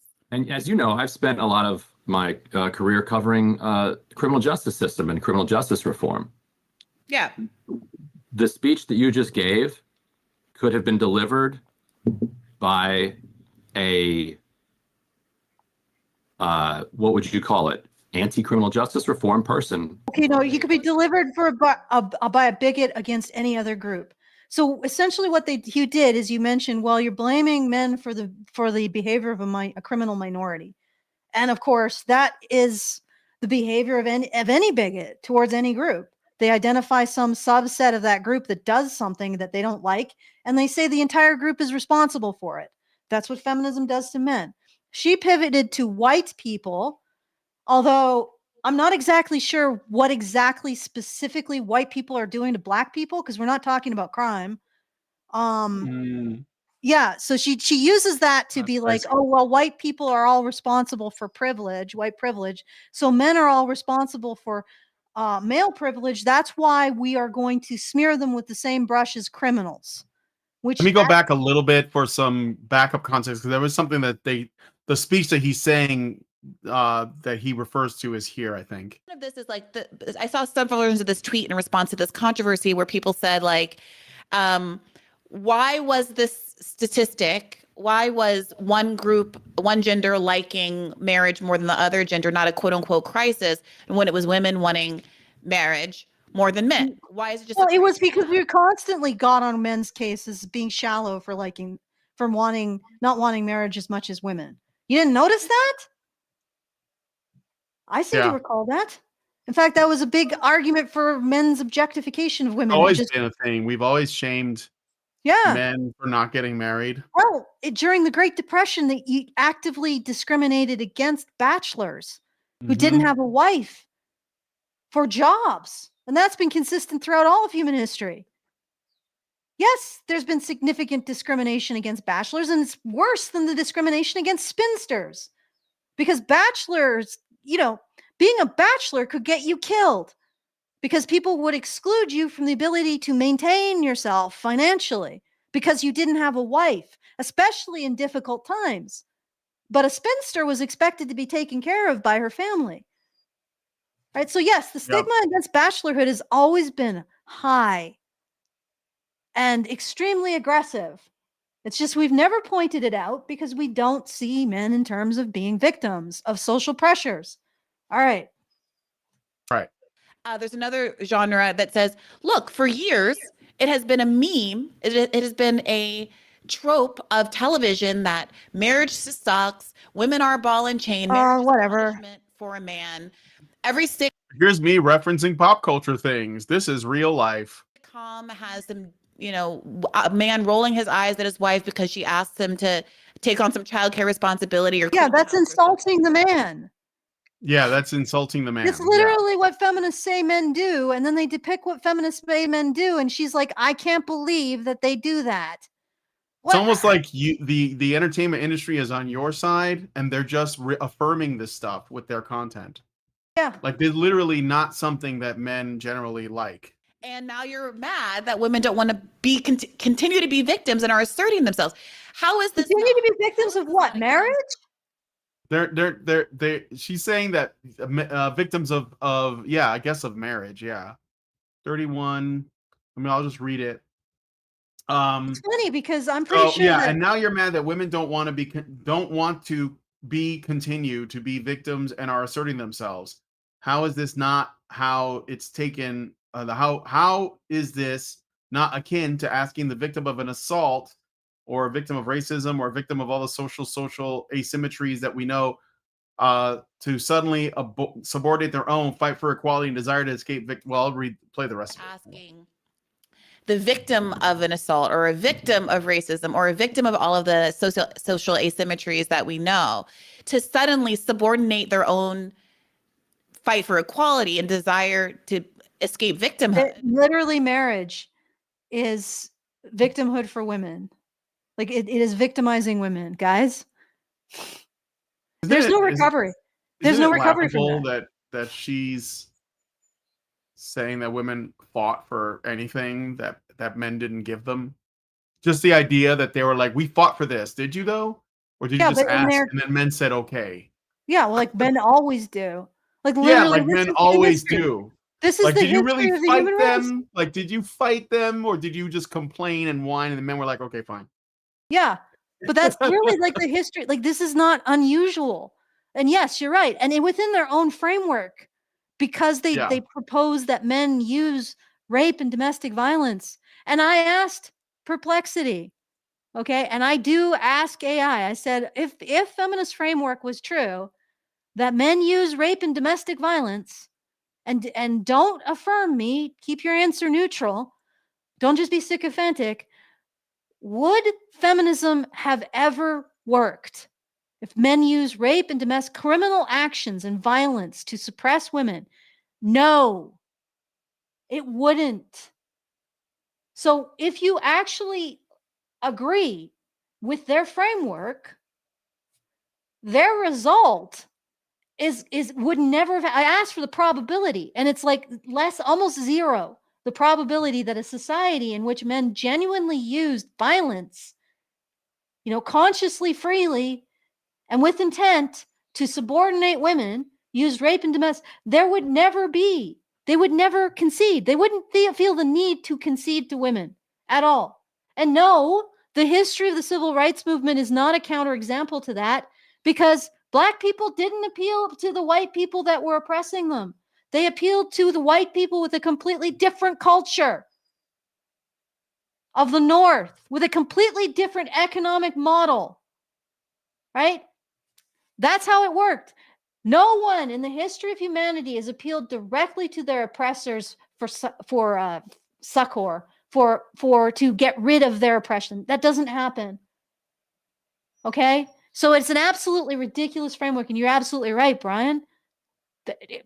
There is no way within the feminist framework of reality that feminism would have worked, that men would actually give all of this stuff to women. If they were, why wouldn't they just beat and rape women into submission? Why would they give them the vote? Like, why wouldn't they just use their tools to continue to silence women? They didn't do that. Not in any great numbers like that you would require in order to uphold say that society is upheld by these activities, right? Yeah. So it's a complete, like it is its own counter argument. But then the other thing is that human society, if you actually look at it, the way it works is men innovate something, they take the risks to stabilize it until the point where this new phenomenon is credit, universities, I don't know, trade routes, like like the Templars making pilgrimage routes safe, men building the system to create credit, men building universities, right? Men settling the West. They go out there, they take the risks, they make it so whatever the situation, the benefits are stabilized to the point where anybody who actually engages in that system, space travel, anybody who wants to be part of it is now going to get more benefit than they risk. And then women are onboarded. The end. That's the way human society has worked for eons. That's how it works. That's how it do. And that's exactly what happened with feminism. With what feminism's demands or women's demands in the 20th century. Right? Men stabilized everything. Men stabilized. You notice that women asked for the vote once generally asking for a vote didn't get your head lopped off? Yeah, sure. That took a freaking long time. There were a lot of uprisings during like the 17th and 18th century in which peasants would ask for the vote and then they'd all be slaughtered. Women weren't a part of that. They waited until it was all a bureaucratic matter rather than a head lopping off matter. And then they were onboarded. That's the way it's worked throughout all of human history. And feminists want to appropriate that and pretend that they did it. They did not. Okay. All right, let's listen to we're going to get to the criminal justice reform argument that happens. And sublimate that to their attacker, the person who victimized them's emotional needs. And as you know, I've spent a lot of my career covering criminal justice system and criminal justice reform. Yeah. The speech that you just gave could have been delivered by a what would you call it? Anti-criminal justice reform person verbatim. No, it couldn't, right? You're asking the victims of crime to subjugate, to like subsume themselves to the broader. You're talking about these. He's got a void cat too. Yeah, he's got a cat. Yes, And you you're can saying deal with root causes of crimes. I don't ask the Shut up, woman. Let him speak. What? Let him speak. Shut up, woman. Let him speak. Oh, yeah. Let him cook. Criminals like people talking about the root causes of crime. Yes, we can And talk you're about all of that without asking the victim. No. That is the number one argument that was always made. I'm not asking a victim of crime to say their rapist shouldn't be punished. That's not the point of criminal justice reform. The point is not to say that there shouldn't be accountability. That is the it's argument to talk that about was being made. No, but Ryan, I don't even speak for you, Ella, but it feels like we're just skipping over the accountability. Yeah, you know what it is? Can I just summarize this? They want to hate men. They want to hate on men. They want to blame men. And that's it. And he doesn't want them to do that because he sees that as pushing men away from the set of political ideals that he thinks that this mess of tribalism still has. Yes. And And he's honestly, trying the to only trying to put it in a way that she can see it. So he's talking about criminal justice reform, and Mhm. he's basically saying you are treating men in the same way that, our oppressive police state, whatever he would describe it, treats criminals. Mhm. And it's he doesn't think it's fair, because a lot of criminals are, they don't need jail time, maybe they need, other things, community service, psychological help or whatever. We should He's one of these guys that would advocate to send social workers to the subway to deal with a psycho with a knife. That's what I'm saying. He's that kind Yeah. of guy, and he's just putting it in that framework so that she can see she can see what she's doing, but she can't see it because What is when she he says doing? criminal, Define it very she immediately goes to male rapist and like victim blaming, but like in how women are affected by that, Is she so he's basically saying that well what they're doing is they're using the existence of male criminals to justify harming other men. Yes. Okay. All right. Anyway, I think that I just criminal said there justice should be reform is accountability. Like, right, that's but what does it look that's a like? red. What does it look like? At what point? How should young boys like the ones that Ella went to school with be held accountable? There is no. They are held accountable for their own actions. What the hell are you talking about? she's saying there's no accountability. This Ella person down here. Bullshit. Yeah. Absolutely freaking bullshit. There's no accountability. There's no accountability for you as a young woman and your sexual violence, but there's sure as hell accountability from young men. It's right there in the arrest and conviction statistics. What do you think those look like? Honestly, if these statistics are bearing out, if women engage in sexual assault at the same rate as men, and there is substantial research now, the most credible research suggesting they do, then the arrest and conviction statistics show a very stark story. Men, young men, all men, are held accountable, but women aren't. And don't give me this crap like your educational institutions also don't hold these men accountable. That's not what she's talking about. That's not the accountability she wants. She wants the fact that there exist young men,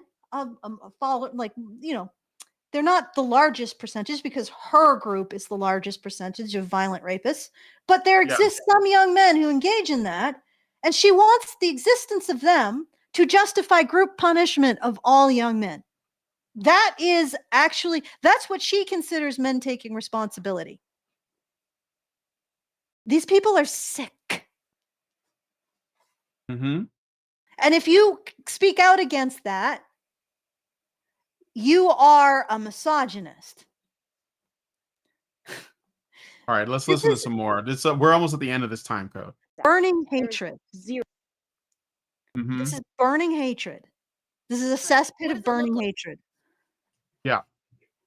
Like, at what point? How should young boys like the ones that Ella went to school with be held accountable? There is no social accountability for. Yeah, there's no. There is zero social accountability. Right. What does social accountability mean? We need like. No, we need he's not. He's rules. misunderstanding what she's saying. She's saying there's zero social. What the hell does social accountability mean? She wants them censored. She's pro censorship. Group punishment. Well, it doesn't matter what the punishment is. Some kind of like way to ostracize, isolate, censor, shut down, cancel.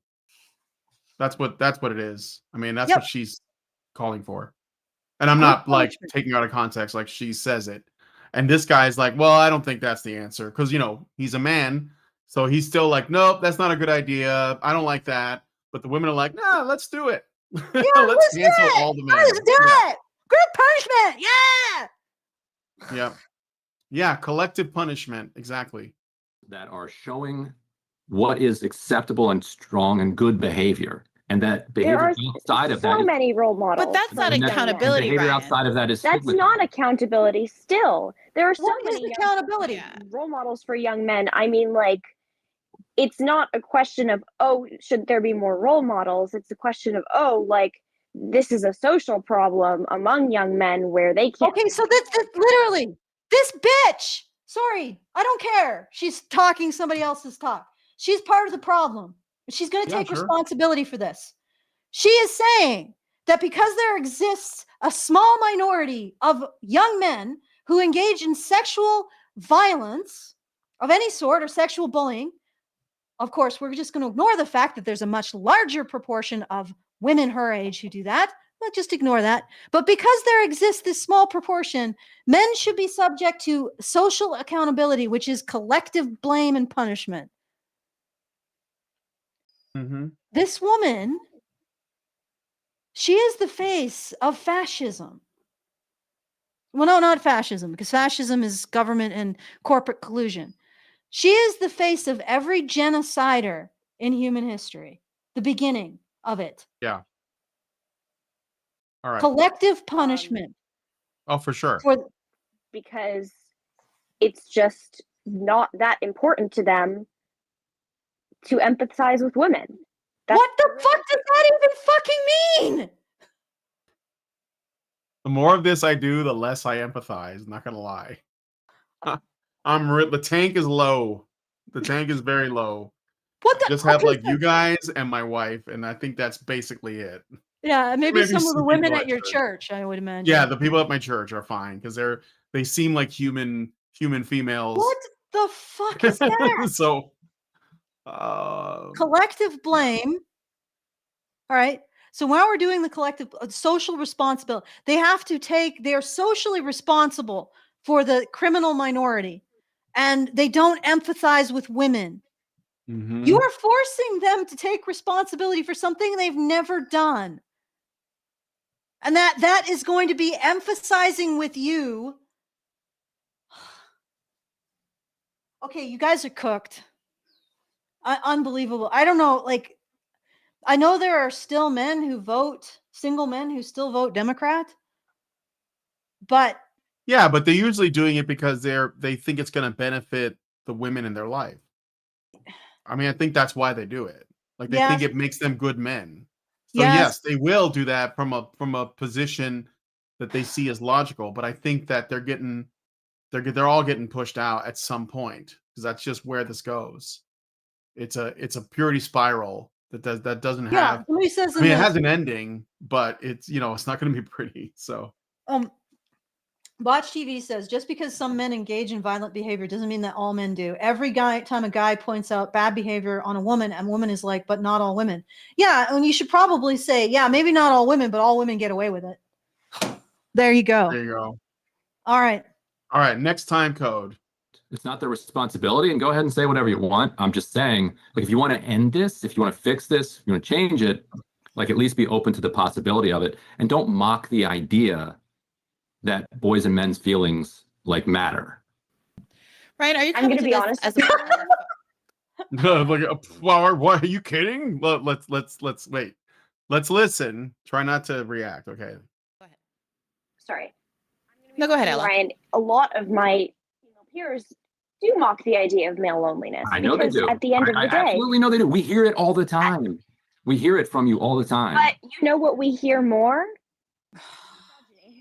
So it's difficult to take the idea of male loneliness seriously when I know what's driving the misogyny epidemic isn't male loneliness, it's misogyny. It's the pre-existing hatred for women. What the fuck was that argument? So I don't have to care about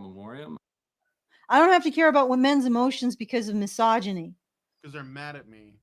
Because they're mad at you. Well, they're justified in being mad at you. Okay. Let's keep going. I mean, these are social constructs. Men are socialized from birth to hate women. Okay, here's the epicenter. He's like, this is a social construct. Bitch, don't you get why the way that they're using this? They're not using it as a social. They're hand waving it because social construct means you don't actually call it out as the bigotry it is. They're using this as a bioessentialist label. How do you get rid of your masculine ideology? The answer is you can't. You can only ever constantly submit to feminists. It is a bio label. Like that is what they're doing. They're saying that you're born criminal as a man. Mm-hmm. And you're like, oh, but what? It's socialized, right? Well, they're going to demonstrate to you. Okay. Yeah. He's like, there has to be a way out of it. There's a way, like we Well, can somehow change this guy it. is starting from the premise too that that men are becoming radicalized, and that women, like these people, are not helping. That they're like part of that problem. I don't think men are becoming radicalized. I just think that he sees it that way because he's in the party of hating men, Yeah. and everything Well, I know. manly or masculine is bad. But he is at least saying, you know, I think we're making this worse. And these women are like, impossible. We couldn't possibly do that. Well, So, that would be blaming women and not me and yeah, my you can't behavior. blame women. That's like, you can't do that. And like, Well, literally, actually, it's wait just a worse. second. Of time. That is the problem, isn't it? Because if men are leaving this party, you have to literally say, this is a bad thing. And of course, who is to blame? The behavior of the women in the party and the men who just sycophant to them, right? They're just engaged in sycophancy. So, but the framework that we need to appeal to men by doing anything, that is absolutely outside of their moral understanding, because it requires actually recognizing how things affect men, even in a purely instrumental way. Like, I don't want to do this because it's going to cause us to lose. They don't want to do that. I don't even know if they're capable of it. These two people do not understand that men have feelings. Yep. They have too many ways of dismissing that fact to understand that men have feelings, and that those feelings should dictate their actions occasionally. Right? That, a lady down here shouldn't rape a man at gunpoint because that'll make him feel bad.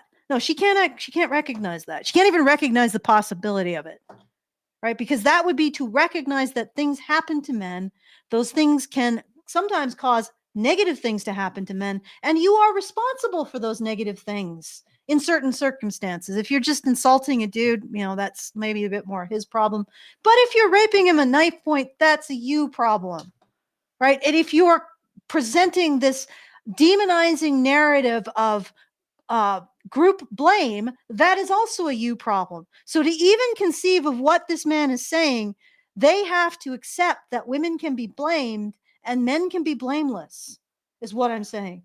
And that is so far out of their constellation of understandable thought that it's just not going to happen. So it's like watching a man try to explain to a rock the process of walking. Hey there, Mr. Boulder. I have 2 feet. Yep. You're not going to get anywhere with it. Okay. All right. Pre-existing to what? Time immemorial? I mean, these are social constructs. Men are socialized from birth to hate women. From birth by who? It's true, Ryan. Since Like, when? I Since don't- when? Though, like, Since always. It's worse because it's worse. Dawn of time. It's so much worse today than But it was what's even making it 15 years worse- ago. And there has not been a change in humanity in like the But there fundamental has nature. been. There has been. It's called Not- feminism, not Ryan. in- The change in humanity is that women. Whoa. Thank feminism. Thank feminism for giving you your right to vote. Otherwise, stop No, voting no. and get me a ham This is sandwich. fascinating. Okay, so he's saying it's worse, like misogyny. A So ham sandwich has entered the chat. this socialization is worse now, and she's saying it's because of feminism. So what she's saying No. He's saying, okay, how long, like how long has it been, like how old is sexism? And he said it's a social construct, and they agreed with him. And he's like, but okay, so men have hated women for how long? Because she was like, since birth, and then the other woman was like, since time immemorial, since the dawn of time. So they're contradicting themselves because obviously that's what women do. So that on the one hand, it is a social construct, but it's also not, because it's been around since the beginning of the time. dawn of time. And that it things, crosses and he's like, so species things have lines. not gotten better. And she was like, well, yeah, they have, but only because of feminism. No. I think he's saying that things have gotten worse. Go back. Let's listen. Maybe I'm wrong. I'll eat my hat. They're talking over each other a lot. So Constructs. Men are socialized from birth to hate women. It's true, Ryan. Since Like, No, it's not. Like Since it's always. worse because it's Since worse. the dawn of time. It's so much worse today. Yeah, than see what he's saying? Making it 15 years worse. ago, and there has not been a change in humanity in like the But there fundamental has nature. been. There has been. It's called Not feminism, Ryan. not in. The You see what change in this humanity mess is? that women Okay, stop are it. You able- got to untangle this mess. So he's saying she's saying men are socialized from birth. By who? To hate women. By who? The mythical mind rays of patriarchy, right? I mean, if it's gotten worse, the only thing that's changed about families since like 50 years ago is more single mothers. Okay. So, and then she says since time immemorial. So for all of human history, since time immemorial, men have hated women, been socialized to hate women. But this isn't a bioessentialist category, guys. Just crosses species lines as well. But then he says, but it's gotten worse. Right? She says that's because of feminism. And I'm guessing she's about to say is that it's gotten worse because of backlash to feminism.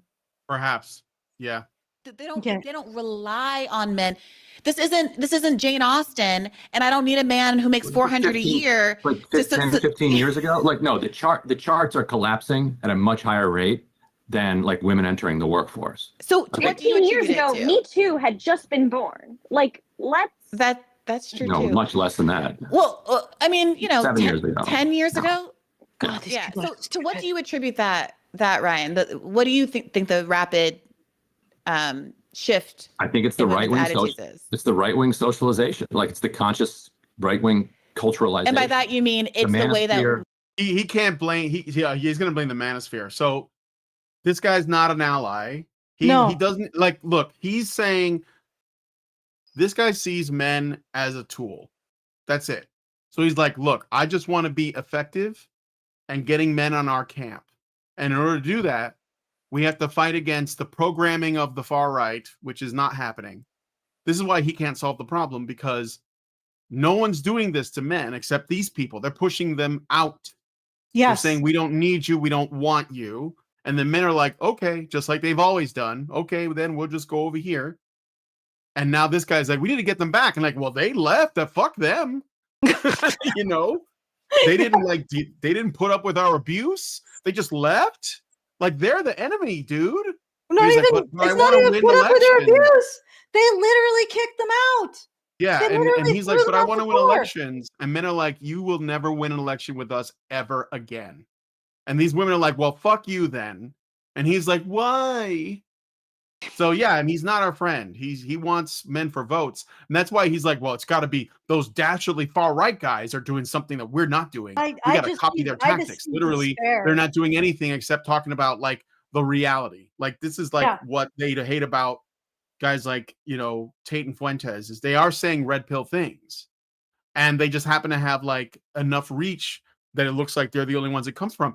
Peterson says some pretty red pill things sometimes too. I know it's going to piss you guys off because he's not like red pilled enough for you. But the truth is he has saved men from suicide. He has done a lot of good, full stop. He's a net positive. Okay. But the point is that because those guys are high profile, these people go after them because they only go after people that they see as high profile, not necessarily people who are the most effective or the most based. Okay. So that's the reality. And that's for them, it's all about winning. That's what they care about. They care about winning. And these women, they care about excluding men, or at least like forcing them to comply and support them unquestioningly. That's how they see it. Right. And he thinks that's not a winning strategy. But none of these people are friends. Like literally what they want from men is impossible. They want men to remain inside this longhouse while being outside of it. Right. And it's like, yeah, well, okay, that's not going to work. So you shove men out and they can't remain inside if you shove them out. And then he's like, well, how did the right do this? They didn't do it. But the other thing is he correctly identified how they shoved out Bernie bros. Do you not notice that this is what they've been doing for everyone that doesn't completely coalesce with their particular cozy politics? Like it's basically you either accept the cozy politics, my cozy politics, which means nobody can disagree with me because that makes me feel bad, or you get the choppy chop and you get kicked out, or you get kicked out, you get exiled. And Yeah. like he's like struggling with this, but he recognized this with Bernie Bros. That's what they've done with all these men. They've literally shoved them out of the longhouse, and then they blame them for no longer being in the longhouse. And then they also said, well, why did Republicans do this to us? Good luck. Good luck with this ball of fuck. They don't have a solution. They can't, because it doesn't fit.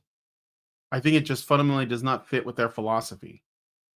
That would mean they would have to listen to men and actually listen to them. And they're not prepared to do that. They're just trying to figure out how to win. And they think men are useful for that end. So that women are young women are being treated so poorly. Yeah. How?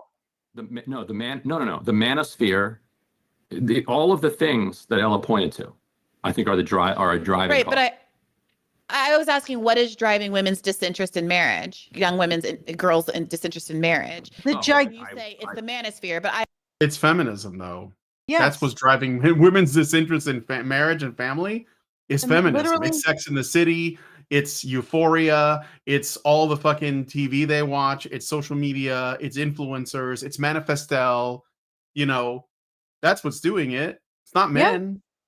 Yeah. What the hell? Like, there's $1 billion industry driving all this. And there are members of this industry, seminal lights of this industry, that said, this is specifically what we're doing. We're destroying the family. Yeah, and feminism, they said it explicitly. So how does this woman think, well, why aren't men interested in like, you know what's really funny? And these women on this show somewhere, I forget where, but they actually say, I think they say it on here, that they're not gonna have kids and not gonna get married. So they're literally like doing the thing that is causing the situation, and then they're like, why is this happening? Like, do you just want men to approach you so you can turn them down? Because I could see that. Well, they probably would argue that they don't want to get married and have children because men are so awful. But the thing is that they have been subject to a gigantic campaign saying that men are awful. Yes. So it's like, well, okay, where did this come from? Why do women not want to marry? Why do women think men are awful? Because that's what literally feminists in like the 70s said, how can we define the relationship between men and women to benefit feminism? And then we let them do that. And now this, like, and literally feminists have said, we want to destroy the relationship between men and women. You have outlined your plan to get women to not choose marriage and children. Okay. You've outlined your plan. You have enacted your plan. The plan is successful. And now you're saying, how do we blame men? Actually, you're not even saying that. You're saying men are to blame. Yeah. I'm like, well, it's the women's disinterest. So what's driving them? Okay. I'm going to say one last thing. How they're being treated by men. Right? So she thinks women are disinterested because of how they're being treated by men. No. That you caused the problem. The problem bears the fruits that you wanted, and now you're saying men did this. Yes, that's exactly what I said. That's what you've done. All right. Let's just do the last time code, because we've gone for like 2 hours, unless there's something else. Yeah, there is one other thing I wanted to say. Right. So not only have they done that, not only are they now blaming men for what they themselves did. Can you guys see how blaming men, because you have such an aversion to blaming women, has to be challenged, or this will never go away. And this will destroy our society. Like, people have said, well, it's not that big a deal. Like the birth collapse crisis is not that big a deal. We could stand to be a smaller population. Yeah, maybe that's true. But at some point we have to actually stabilize, which means we got to solve this. Otherwise, it's just going to basically go through our entire birth rate like a knife through butter until no human being is having children, except maybe the Amish. Maybe. But, that's not going to be a lot of people on this earth, and we're never going to get off it either. Okay. So I think that we need to solve this. just to even have a future with a lower population. Okay? We need to solve this problem. So we need to be able to blame women, and we need to recognize that sometimes men are not to blame. Mm-hmm. All right, last time code. This guy leaves early, not because he's angry or rage quits. It's just that he can't stay for that long. Kinds of moments. Yes. Yeah, I think it's a matter of perception, that we perceive it differently. I think from one side, people think like, oh, the men and boys are just completely coddled all the time. On the other side, they think that they get no grace whatsoever, and are the only group that isn't allowed to be part of Verifiably. A social construct. No grace. No grace. Yeah. So they She find says this. that she gives them no grace. Yeah, nobody gives them grace. And this woman, of course, Brianna Gray, says this is absolutely absurd. Let's see. Brian, in a man's America, it's a man's world. No grace. You guys are still running every single thing. How this is No grace. like you can get nowhere in that narrative. And they're all miserable. Oh, And they're all miserable. Yeah. Maybe you're wrong. Have you considered that? Have you considered that if you're looking at symptoms that are the opposite of your prescription or what your diagnosis of reality is, then maybe your diagnosis of reality is wrong. If I say to Lindsay, oh, I think that you have like, I don't know, I think that you have a head cold, and you obviously have like a sinus problem, and she just like collapses from like, fucking lung cancer. That means that I didn't have the correct diagnosis because I wasn't looking at the tumor in her chest, and I didn't see that as part of the problem. Oh, that's just like a fatty corpuscle. I don't know. Like it's just not a good diagnosis. And they're just like, no, this is the diagnosis. So everything has to match that. These are our conclusions. And this guy's like, yeah, but why are men unhappy if they have all the power? Oh, because they're whiny bitches. why? You guys are at the hands of your own destruction. Okay, all right, lady. Men did this to themselves. See, Why did they do this to themselves? Because are you going to honestly say that men are so stupid that they constructed a system to keep you in absolute chains since the dawn of time? I believe that's what she said. Mm-hmm. Men have managed to conspire to keep women, the very people who raised them, under their thumbs since the dawn of time. And yet they're so stupid that they can't use that to benefit themselves. Patriarchy is so stupid that even though it uses rape and domestic violence to keep women in line, it has never occurred to it to just simply kidnap and force women to marry outside of, like, I don't know, war, which is not what we're dealing with here. We're dealing with a peaceful society. It's never considered that. Well, actually, no, that actually makes sense. Like, that would be something that you might consider in war, in like the Bronze Age, to just go and steal a bunch of women and force them to marry you. But for some reason, our patriarchy that uses horrific violence against women to get what it wants has never thought of that, and instead chooses to live in misery, respecting women's consent. Funny, isn't that? Yep. I mean, not even just misery but even worse misery, because it's forcing itself to underwrite. Like, they're forcing men to pay taxes to give women even more things, more opportunities to consent to things. Like, before, you would consent to marriage. Maybe there would be economic pressures for both men and women, but regardless. But now you can actually have an opportunity to be a single mother, to be single completely, because let's face it, male industry gave these options to men. You can be a wife, but not a mother. That option is there too, right? You have all of these options that patriarchy has given to you that biology did not give to you, lady. Mother Nature is like, no, bitch, you give birth and you raise those damn puppies, right? That's your purpose in life. That's what Mother Nature said to you. But patriarchy came along and said, I think women should have more options. They should be able to live. They should be able to be educated and in very, very time invasive. No, like very things that take a lot of time to do, which takes a lot of time from reproducing. I think they should be able to have jobs. I think they should be able to.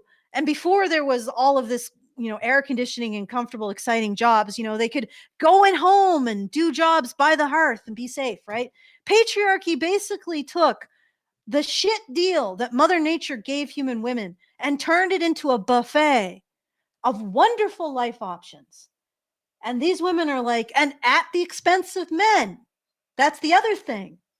Men have to pay taxes to underwrite that in a society that only very recently stopped actively discriminating against them when they didn't have wives, when they weren't supporting a family as bachelors in terms of earning, or in terms of having jobs, right?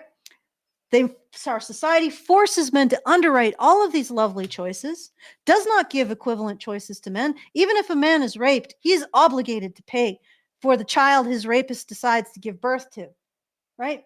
So all of this buffet, all of the misery to men, and she says, "Oh my God, you just suck." Yeah, you're right. Men really suck at creating society to benefit men. They're really good at creating a society that gives a plethora of options to women, though. That Mother Nature was not. Yeah, if women were still subject to Mother Nature, their life would look vastly different than what it looks like now, thanks to men. Which men underwrite, which is why they're more miserable. Because they thought, lady, unbelievably, men thought, well, if we liberate women from needing us financially, then they will truly show us how much they love us. Mm-hmm.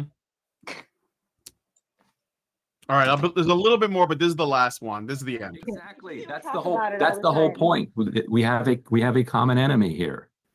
Not me. I'm doing great. With a woman Point president. single women. Yeah. All right, Ryan, I'll let you go. Do you want to tell? So he's like, oh, we have a common enemy, I guess, like the right. And she's like, no, I'm fine. Like, basically, I don't need you, men. Point, single women. So, yeah, I guess. These people have no idea. Women. They have no idea. When enough men check out, all of this shit is gone. Like, all of this internet and electricity and plumbing and, your buses and your military and your cops and your fire departments and utilities. It's all your fucking phone, like it's all gone. You have no idea. You're so ungrateful.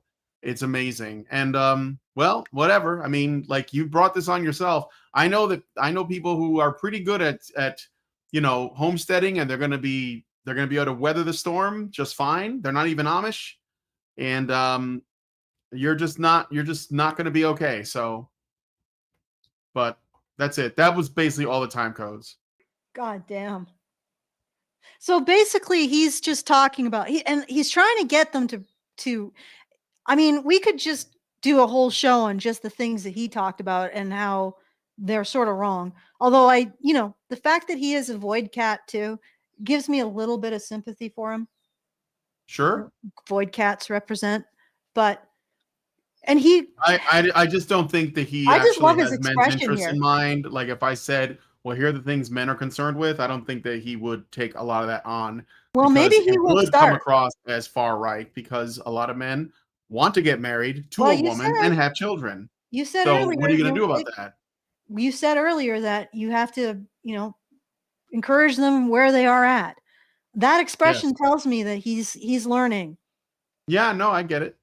Yeah, he is realizing that there's nothing you can do in the face of this. They are actively enjoying. They're doing a victory lap over men's failures. And I'm just like astounded, because I know guys tend to really like feminine women. This is what they're actually like. Like, a lot of them. This is the mentality that they have. I don't know. I think they look feminine, but I don't think they are feminine. But I don't think they're masculine either. No, they're not. They're just feminists. But I'm just like, this is their attitude. And maybe I shouldn't call out like femmes, although it seems like they're at the root of all of it. But it's just like they just don't. How could you be credited with so much empathy? And you look at the faces on these women as they snidely just laugh about the problems facing men. And they don't even care. Like it'd be one thing where they were like just, hard calculating people. And they're like, oh yes, maybe we should care about this because we're going to lose if we can't appeal to men on some level to vote for our position. But no, even the fact that this is like stupid evil. There's evil that's cold and calculating and pragmatic. And then there's stupid evil. These women so love the thought of men being harmed that they're willing to cut off their own fucking hands to see it done. They're willing to damage their own cause to see it done. To sit there and smirk about, oh, men, they stick it to the men. We're going to make them take collective blame for what a minority of them do. And incidentally, I actually got, again, grok. I know everybody said AI, but you just make sure that keep it neutral and tell it not to affirm your answers. To estimate, and this is what it's good at. I asked it to estimate how much time men spend policing, bringing to justice, prosecuting, and punishing men who engage in crimes against women versus how much time do men spend engaging in those crimes. 37 times more time men spend policing men's behavior towards women than they do in engaging in anything negative towards women. In fact, they spend more time policing women's negative behavior towards other women, far more than women do, right? And she wants men, apparently the only sex that believes it's really critical to police their behavior towards the other sex, she wants them to bear collective blame for the minority of men who engage in criminal activity, who are basically a symptom of our license for women. Because let's face it, if we got rid of single motherhood, that would be 90% of crime gone right there, which includes a lot of crime against women. Right. Yep. So because we allow women to have that option to raise children without father's input, we endure a lot of crime, including a lot of crime against women. And men will police that crime. Right. And that's the predominant thing that men do. They are far more likely to police their criminals than engage in any kind of criminal action against women. And yet men still have to feel guilty about the behavior of criminals in their number. The criminal men, the minority of criminal men. Oh God, my voice is cracking. This has been some serious rage bait for me. Yeah. This is look, we've gone for like 2 hours and 15 minutes. I know, but it's like we had other things, but we can do that another day for sure. Yeah, I mean, we could just. How long's the video of the guy who's in the UK Parliament who's talking about being sexually assaulted? It's 2 minutes and 20 seconds. I mean, I guess it's relevant to this woman, but it'll inspire more talking, so maybe not. Yeah, I feel like I would bring it up. That's gonna have a conversation. Just briefly, one of the Labour MPs, Josh Newberry, talked about how he was raped 10 years ago. Well, of course, it's not rape in the UK, but he was raped by a woman who used drugs, or it might be a man. I haven't watched it specifically, but anyway, his drink was spiked or something. So yeah, his drink was spiked. So that's how he was victimized, or that was how they got him into a state where he could be victimized. And he did this in public in the UK's Parliament. I think it's Parliament. And I wanted to talk about it because I thought it was really important that male survivors actually talk about this stuff and get rid of the stigma against that, because they're going to continue to use this stuff. They're going to continue to use crimes that women engage in too to force men to take collective blame. And that is so It's morally bankrupt. That's all I can say about it. Yeah. I'm glad these two are staying single and aren't having children. All right. Well, for now, that'll probably change at some point when the wall comes. But yeah. So go ahead. You want to do the things, and then I'll do the things. Okay, sure. Okay. If you would like to send a comment, I was really quiet on the comment front today. I wonder if everybody's gearing up for like Thanksgiving. You can do so at feedthebadger.com/justthetip. That's feedthebadger.com/justthetip. Very much appreciated. I won't be doing much shilling of the fundraiser just yet. I'll wait till the end of the month when it becomes more critical. But thank you to everybody who's supported so far. That is Coron Strong, Richard Bier, and Spiky Helmet Badger. So big thanks to you guys. And yeah, pretty soon, I guess in not this week, but the Sunday after this Sunday, we'll be doing another Beat Saber. And if you want to support, feedthebadger.com/support. Keep a look out for that Beat Saber fundraiser. And maybe I shouldn't have announced it so early. But anyway, feedthebadger.com/support if you want to support actually blaming women unapologetically. And like people are like so upset with me when I say I blame women. And they're like, do you really want to use the word blame? And I'm like, yes, because once you soften it, then you start conceding to women's feelings. And that never ends. So yes, I blame women and you can't stop me. All right. Back to you, Brian. All right. Well, if you guys like this video, please hit like, subscribe if you're not already subscribed, hit the bell for notification, leave us a comment. Let us know what you guys think about what we discussed on the show today. And please, please, please share this video because sharing is caring. Thank you so much for coming on today's episode of Maintaining Frame, and we'll talk to you guys in the next one. Men's rights activists are machines, dude. Okay? They are literal machines. They are talking point machines. They are impossible to fucking deal with, especially if you have like a couple dudes who have good memory on top of that too. Holy shit, you're fucked.